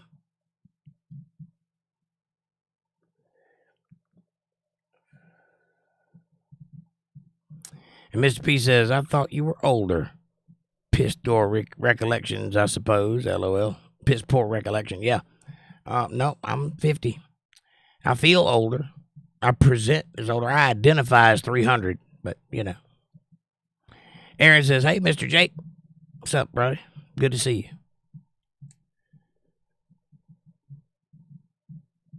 My head hurts so bad. I'm sorry, Aaron. Try some goodies. Goodies work for me. I'm not sponsored by them. I just take them too much. I had a headache when I started this thing, too.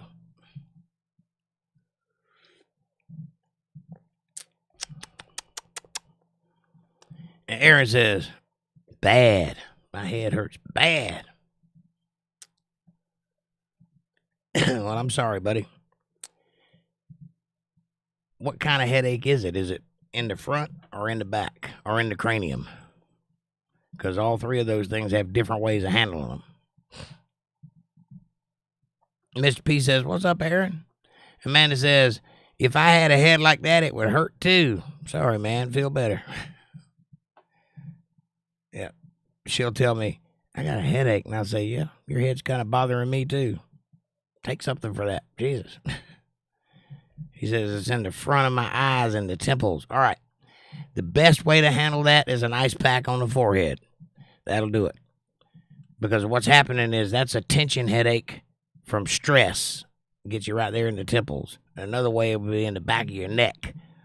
Those are the two places that stress headaches get you. You probably got that from looking at a computer monitor for too long. I get those a lot. And the back of my neck, see? Yep.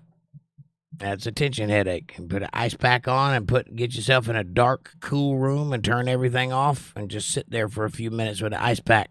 And that'll help ease it up. Maybe put it on the back of your neck for a little while. Amy says, I identify as a millionaire, but the bigots at the bank refuse to acknowledge it, right? The bigots. Yeah, I tell people I'm working on my second $1 million. I gave up on my first $1 million. I'm working on my second $1 million now.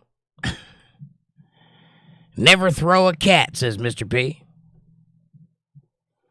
Well, that was random, but no, never throw a cat. They don't fly. Aaron says, well, stop giving me attention, LOL.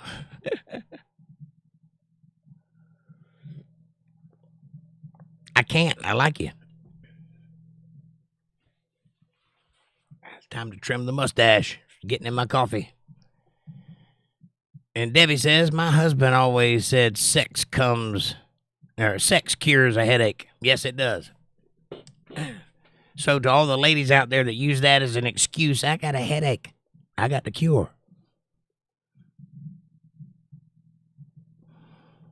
Only if you owe. Yeah, only if you owe. I disagree. Sex is fun even if you don't owe. But always have that with somebody you love. Don't ever have a one-night stand. It ain't worth it. For the other reasons. Amanda says, Jake. Oh, man. Well, there's your O. Amy says, that's true, Debbie. It relieves stress. Right on. April says, I'll have to rewatch tomorrow. Well, it's your birthday today, and we all showed up for you. At least you can do is tell us what you got for your birthday.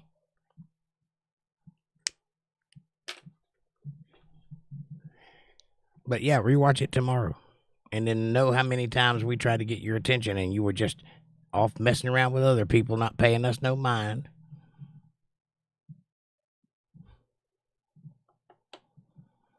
And Mr. P says, Jake. They like that. That is a test emoji, by the way.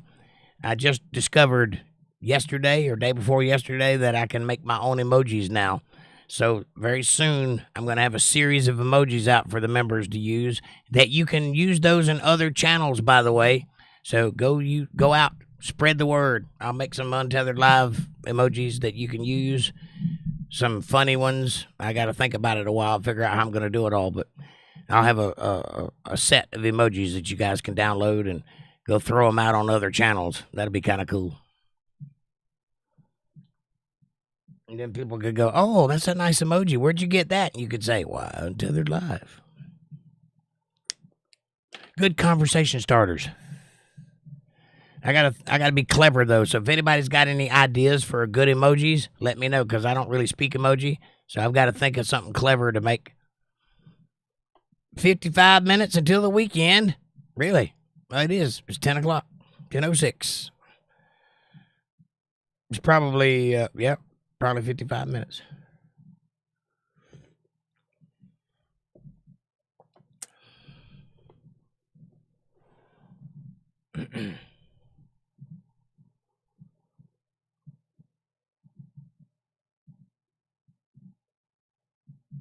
It's 110 minutes for me. Aaron says, you need gifts that move, Jake. I can do that. I can do simple ones. I'm not an animator, but I can do like little simple things, you know.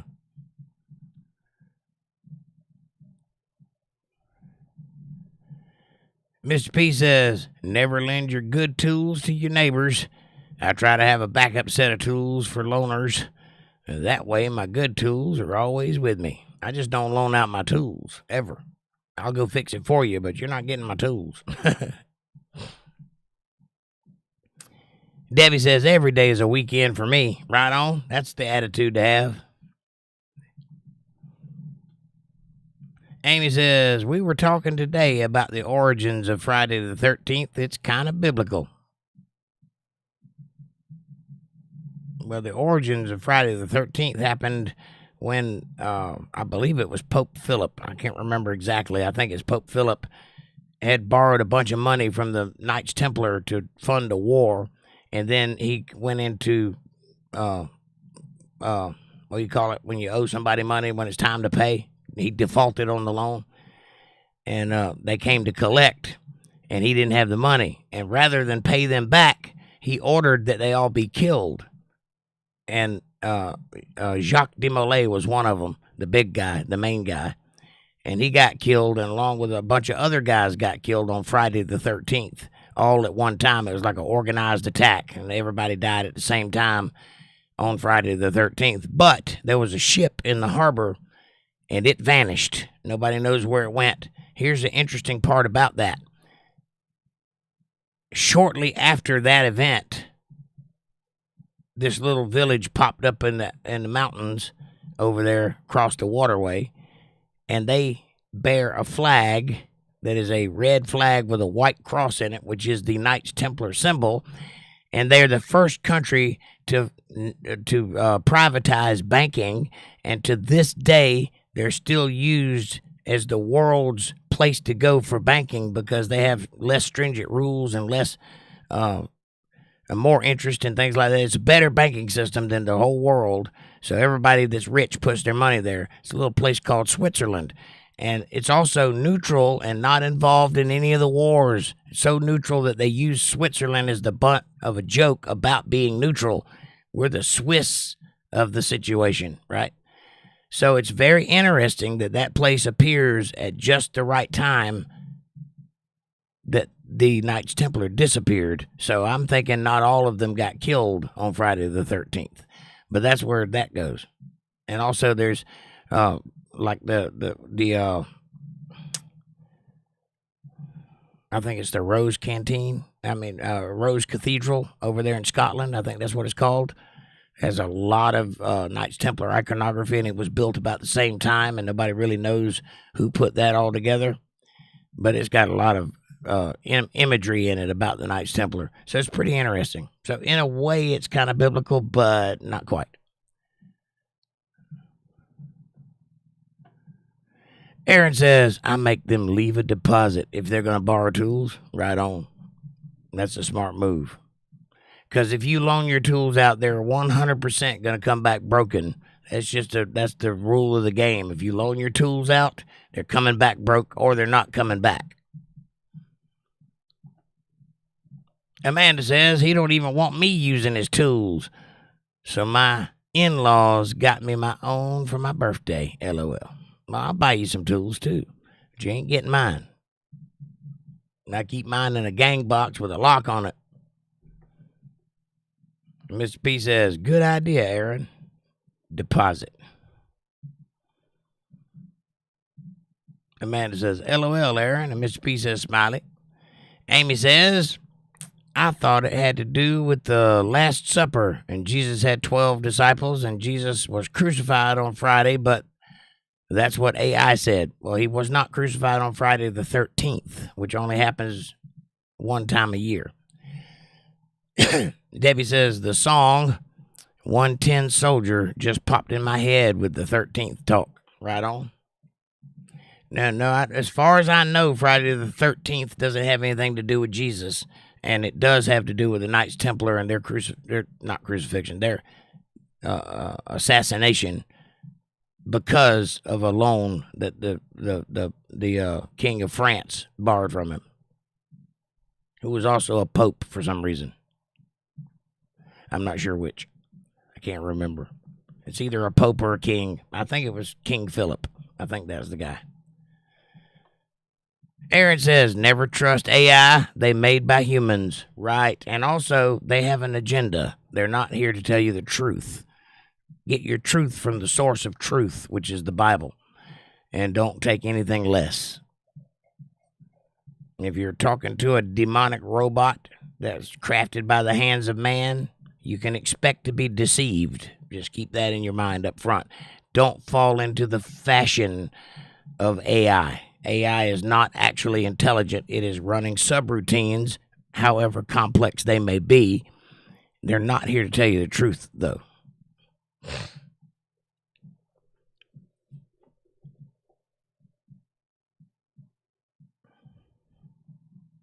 Mr. P says, definitely got to have Jake and Amanda on the motorcycle for one of those emojis. Eesh.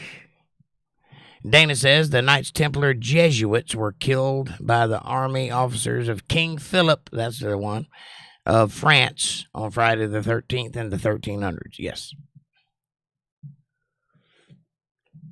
I did have it right. See, a lot of times, and I get in arguments with people all the time because of this, but they don't seem to understand that I'm not an encyclopedia, that I have to reach into the back of my mind and pull things out at random when they bring up topics of unknown origins. And sometimes I grab the wrong thing, but it's in there. It's just there's a bunch of stuff piled on top of it, and I got to move things around and get to it. Sometimes I get the details or the minutia wrong, but the idea is right. And so, you know, like I forgot that it was a king or a pope. I couldn't remember which, but there you go. It was Philip, the right name. Aaron says, what's Knights Templar? Knights Templar was an organization founded in the early days after the Freemasons were founded. And basically what they were the original purpose for the Knights Templar were to be guards over people that were traveling to Jerusalem. So they would come in pairs on horses, 2 men per horse, and they would journey with crusaders to go to Jerusalem, the Holy Land. They had just won Jerusalem back from the Muslims, and it was during the Crusades. And so their original operation was to do that, to guard people that were traveling, pilgrimaging to the Holy Land. But that didn't last very long, and they started having, I don't know if it was delusions of grandeur or if they just wanted to be more than they were. So they started, as they were traveling, they would set up posts in towns, and they set up a system where they could write down a number and give it to these people in one post, and then travel to another post and pull out money based on that IOU. And that was the first banking system. And so they had like a treasury, and they could go to another town and borrow money against that treasury while they were in that town, and then pay it back at one of the posts. It didn't have to be the one that they borrowed from, thus making the first banking system. And then they started making kind of an army. They were kind of tough guys. And once they started doing that, they started loaning money, which was the first loan company. And they would loan money to people that were fighting wars. So they'd loan big money to people. And some of them wouldn't pay it back, and they would have to enforce that by collect. So they'd had to have an army. And so the Knights Templar became a much, much bigger thing than it originally intended to be. And there's many different sects of it. And what is a Jesuit? A Jesuit is a religious order based on Christianity, but it's a little different than the Christianity that we practice. Hope that helps.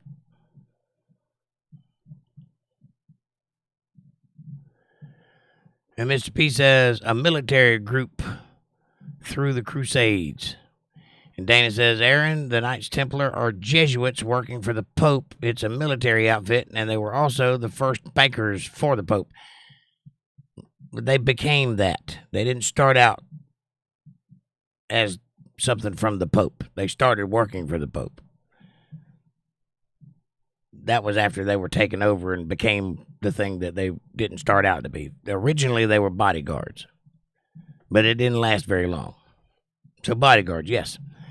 Amy says, thanks, y'all. And Mr. P says, the Knights gave up all their worldly possessions when they joined the Knights Templar to fight a holy war over Jerusalem. And Aaron says, what's Jesuits? Religious order. Never heard of them. Well, now you have. You can't say that anymore. You learn something new on Untethered Live. Remember that. This is a source of information that you didn't know. And believe it or not, a large portion of the world you live in is based on information that came from those orders. So think about that next time you go to the bank, or next time you go to the hospital, or next time you go to a public school, or the next time you're standing in court and you raise your right hand, place your left hand on the Bible, things like that. And also, there's a large Roman influence in our government as well. All you have to do is go to Washington, D.C. to see evidence of that in your face. The goddess Athena is on top of the Capitol building, for example.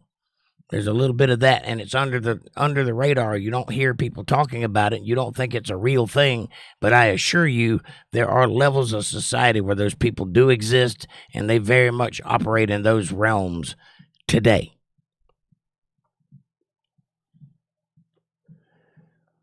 Mr. P says, Islamic nations declared a jihad. The Crusades was the Christian version of a jihad, essentially. Yeah, you could look at it like that.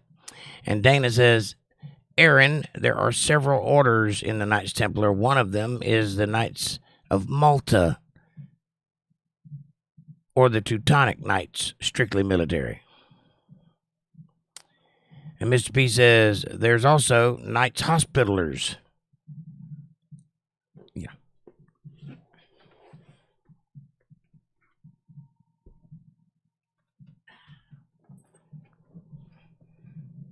See if I can find something here.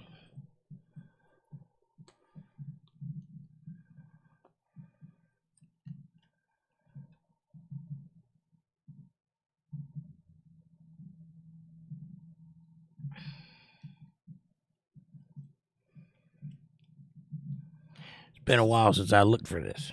I don't know if I have it or not.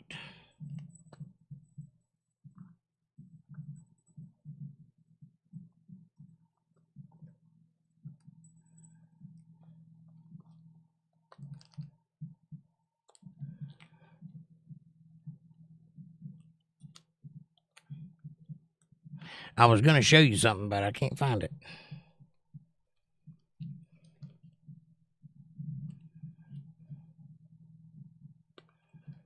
Ah. That might be it right there.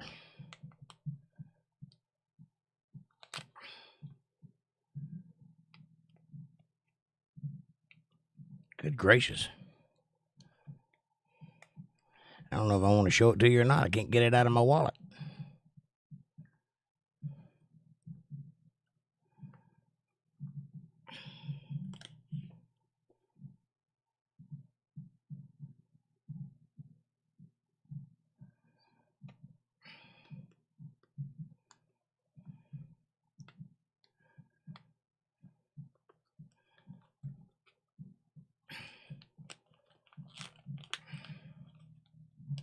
Well, gonna make a liar out of me.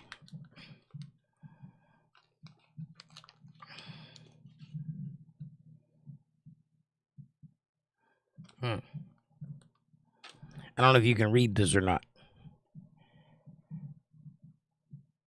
Yeah. Can you read that? No.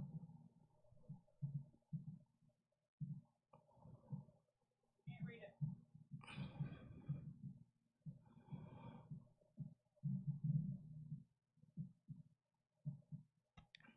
That's it. That's all I'm gonna show you. Just so you know.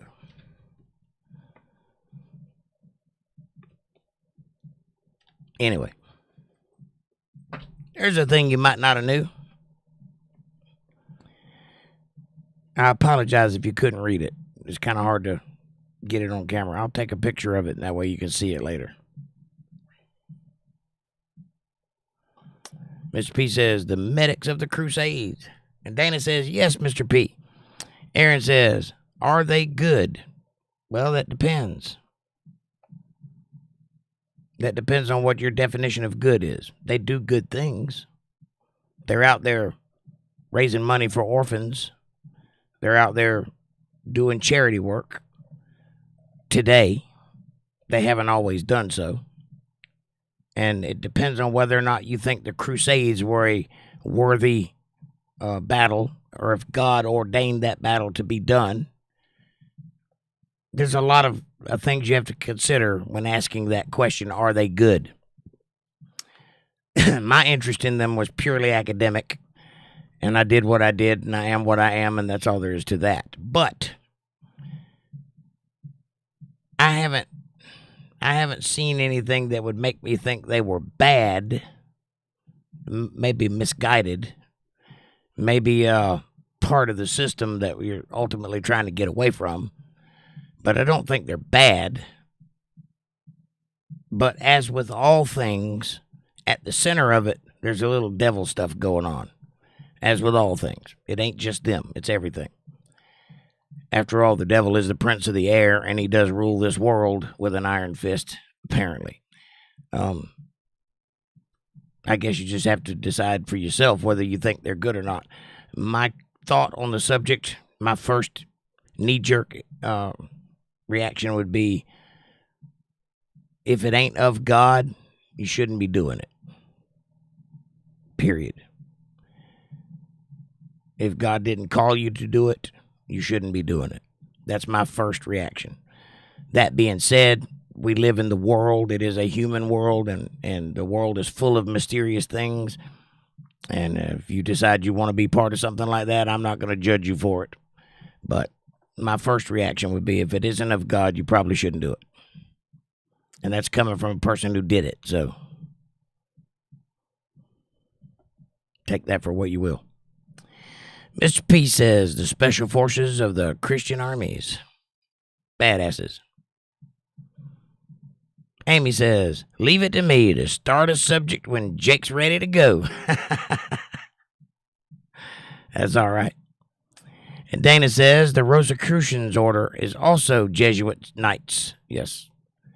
This outfit is highly influential with a lot of power as we speak. Yes. The Rosicrucians are responsible for several things. Some even think that the Georgia Guidestones were a part of their work, that the R.C. Christian, the guy who filled out the paperwork for the permit to build those things, is supposed to be Ted Turner from Turner Time or Time Warner Cable Company. They think that's who that it was, and they think that he is one of the Rosicrucians. I don't know if that's true or not. That's just the theory that's going around. But yeah, they are in existence to this day. And there's a lot of secret societies going on today that you don't know about and probably have never heard of, but they are influencing life as we speak.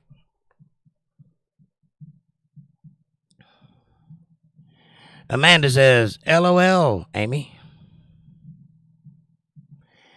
Amy says, nope, I can't read it. Sorry, I'll take a picture of it so you can read it next time. Are you a knight, Jake? Yes. Yes, I am. I have been knighted. Does that matter? Not really. And Amanda says, yes, he is, Aaron. Aaron says, cool. Cool is drinking wine out of a human skull cap. But there's some interesting things going on in the world that you're not necessarily aware of, is all I'm getting at.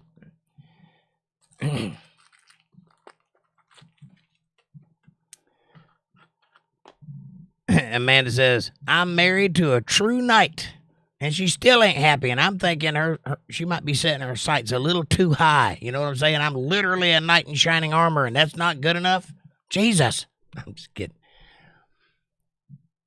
Dana says, these Jesuit knights are beyond the ranks of Scottish Freemasonry. They are very powerful secret societies. Yes, there are. And there are different versions of Freemasonry afoot. There are the Scottish Rite, the Royal Arch, and the Manly P. Hall, or something Hall. Prince Hall, excuse me. There's a lot of things going on. Mr. P says, then they outlawed the Knights' Orders. But not to my knowledge. I'm a card-carrying member, so if they did, I'm unaware of it.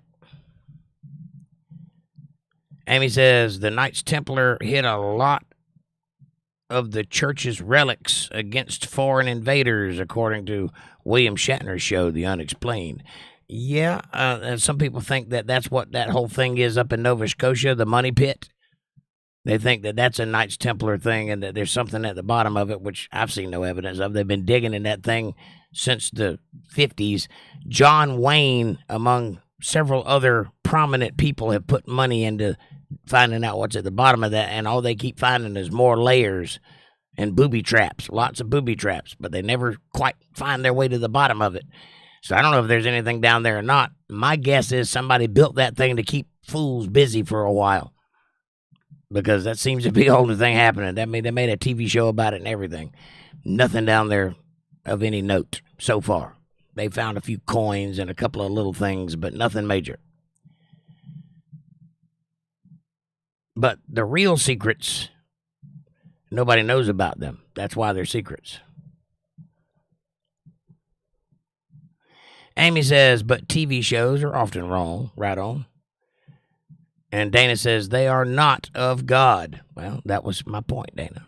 If it's not of God, you probably shouldn't be doing it. That's not to say that they're against God. That just means that God didn't ask for that to be done. That's a thing that we do all by ourselves. And in my older years, I tend to stay away from things that aren't ordained by God. I'm trying to live the rest of my life in accordance with what God wants. And that's what I'm encouraging people that listen to me to do. Look at what God wants. The other stuff is irrelevant. You're going to die. It doesn't matter.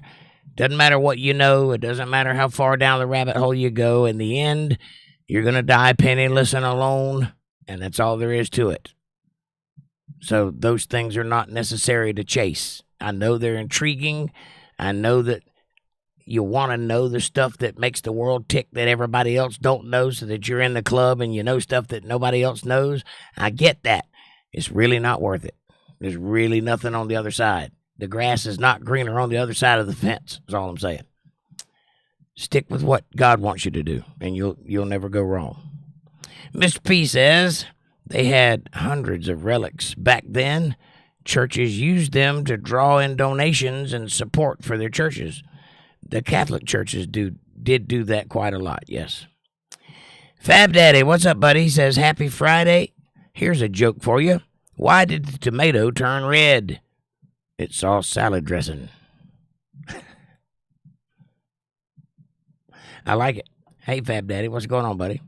Mr. P says, most likely none of God or holy.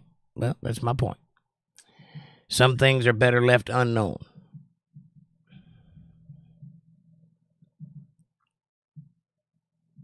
And Amanda says, hey, Fab Daddy. And Amy says, cleavage, booby traps. That's exactly what that is, a booby trap. And Amanda says, LOL, Fab. And LOL, Amy, motorboating. Blah, blah, blah.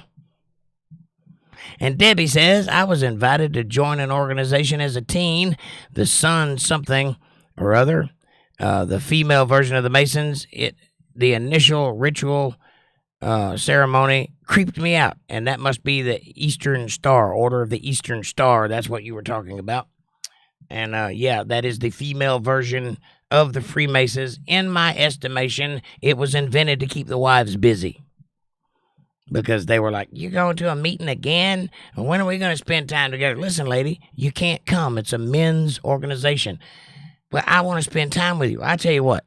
How about we put together the Order of the Eastern Star, and then you and the ladies can have meetings too?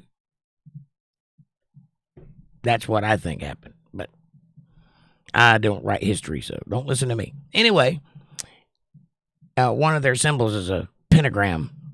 My mother had a ring that was passed down from her mother, who was an Order of the Eastern Star. She wasn't. My mom wasn't, but her mother was, and it was a pentagram. And I had to explain it to her why that wasn't a good thing. Amy says, relics, bones of saints, among other things, they claim. I don't know that that's true. Amy says, I'm glad you didn't join, Debbie. Me too. And yes, the Eastern Star, that's the one. Order of the Eastern Star, yes. Dana says, the absolute highest order is the Knights of the Garter. The King Charles of England is the one who is the Knight of Garter. Interesting.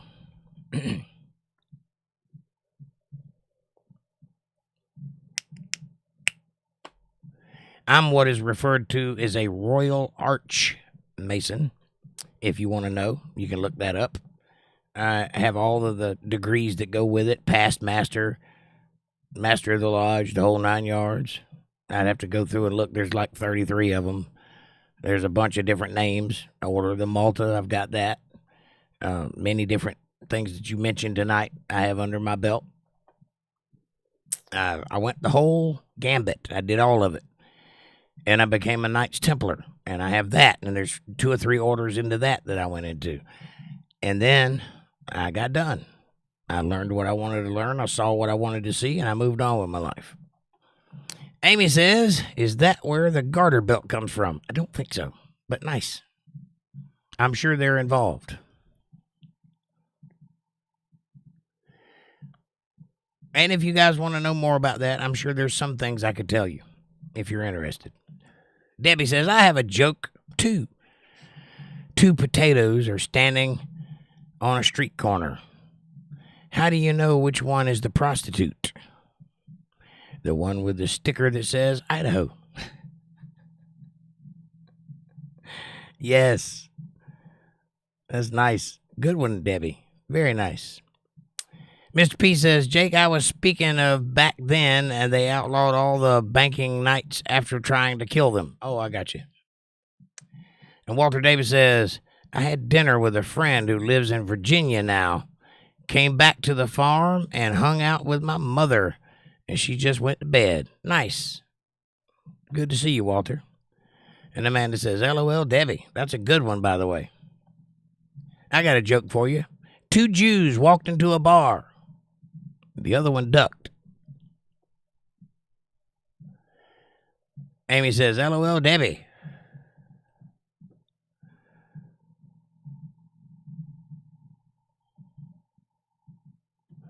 Idaho. Idaho, Idaho.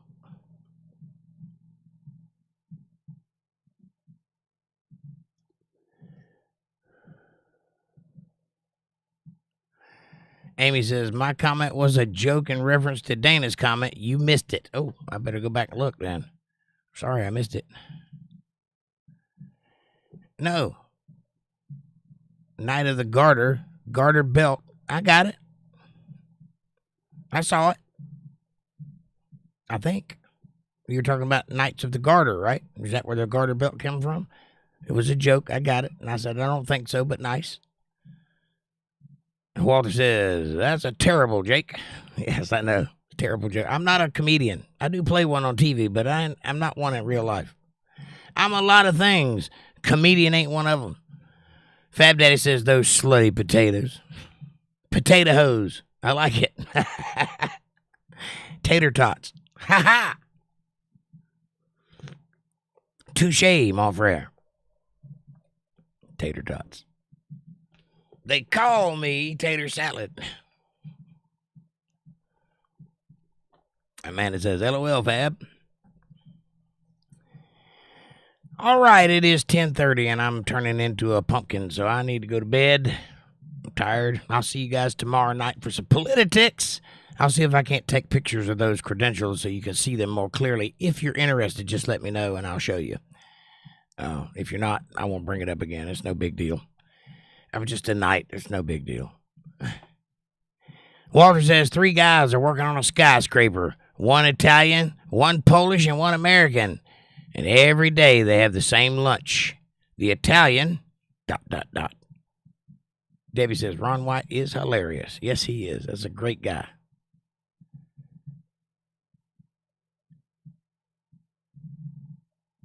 Chester Bon Jovial Smith says, potato hose. Welcome, Chester. How are you? Nice to meet you. Come on in. Tell us a little bit about yourself before I run off and turn into a pumpkin.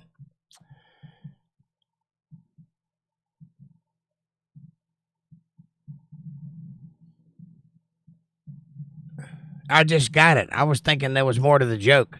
The Italian is what they have for lunch. Got it. 3 guys. An Italian, a Polak, and an American. And they all have the same lunch. The Italian. I got it. Sorry. A little slow. Potatoes. Chester, I like your name. Amanda says, good night all. See you tomorrow night at 8:30 Eastern Standard Time PM right here on Untethered Live for some politics. Much love, y'all.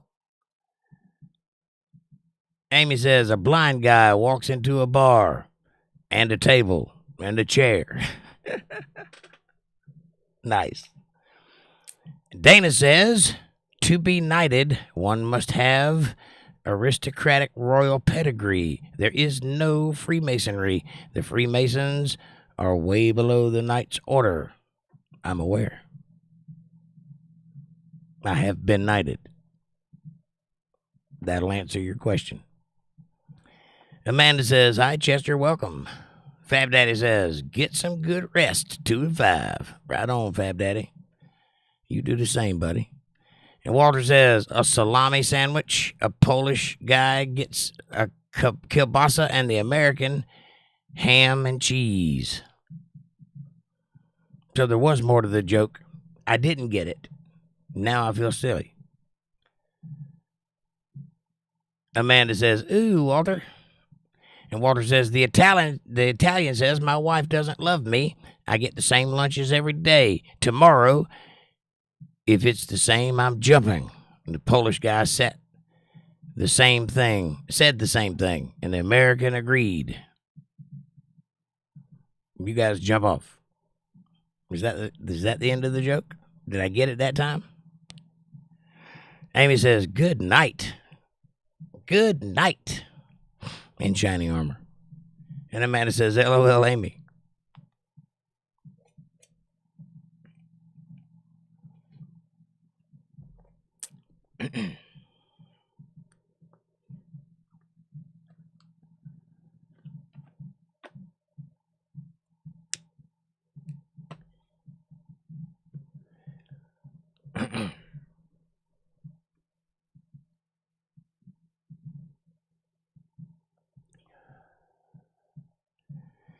Well, it has been an eventful evening, and I must turn in now. Is there any last comments, criticisms, catharses, catalogs, cacciatories? Cacciatories? That's the wrong word. Apothecary. Never mind. Amy says, see y'all tomorrow night. Amy, I love you, sweetie. Dana, I love you too. Thank you guys for being here. Debbie, I love you too. Fab Daddy, Walter, John. Anybody else? Amy? Who did I miss? I missed somebody. Chester? I love you guys. Walter says, at this funeral, the Italian's wife is beside herself, saying, I thought he liked salami. And the Polish wife says, she thought he liked kielbasa. And the American's wife says, he was an asshole. He made his own. Is that the end of the joke? Did I get it that time? Debbie says, good night at all. Good night, all y'all. Have a great weekend. Yes, we're going to. We're going to do politics and Bible study. Mr. P says, Walter, that's a good joke. And Walter says, that's it. That's the end of the joke. He's an asshole. He made his own sandwich. He said, but all 3 of those sections could have been a joke unto itself. Just so you saw that. I like how you framed that. Kept me hanging. I was on the edge of my seat, Walter. That was good storytelling. Mr. P says, good night, Debbie. Glad you were here. Amen. Nice to have new people. Amy says, YouTube only allows so many characters. I know. It sucks.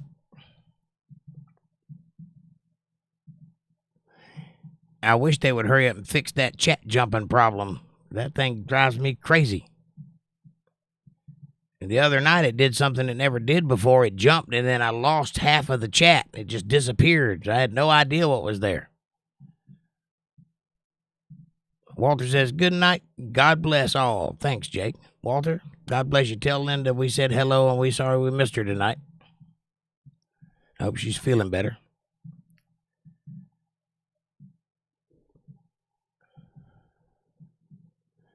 All right, that's it for me, guys. I'm out of here. April, happy birthday. I hope you had a good day today. If you come back and rewatch the show, know that we were all thinking about you, and we love you, and we hope you had a fantastic day, and I hope you got everything your heart desires. And enjoy.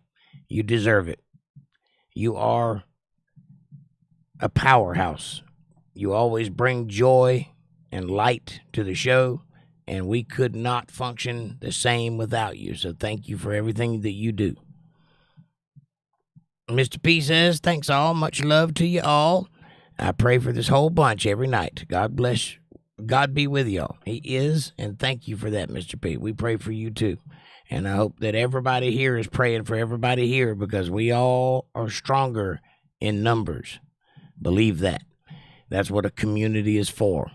So I'm grateful to have it, and I hope you are too. Have a good night. I'll see you guys tomorrow night at 8:30 right here. Don't be late. Thanks for watching. God bless.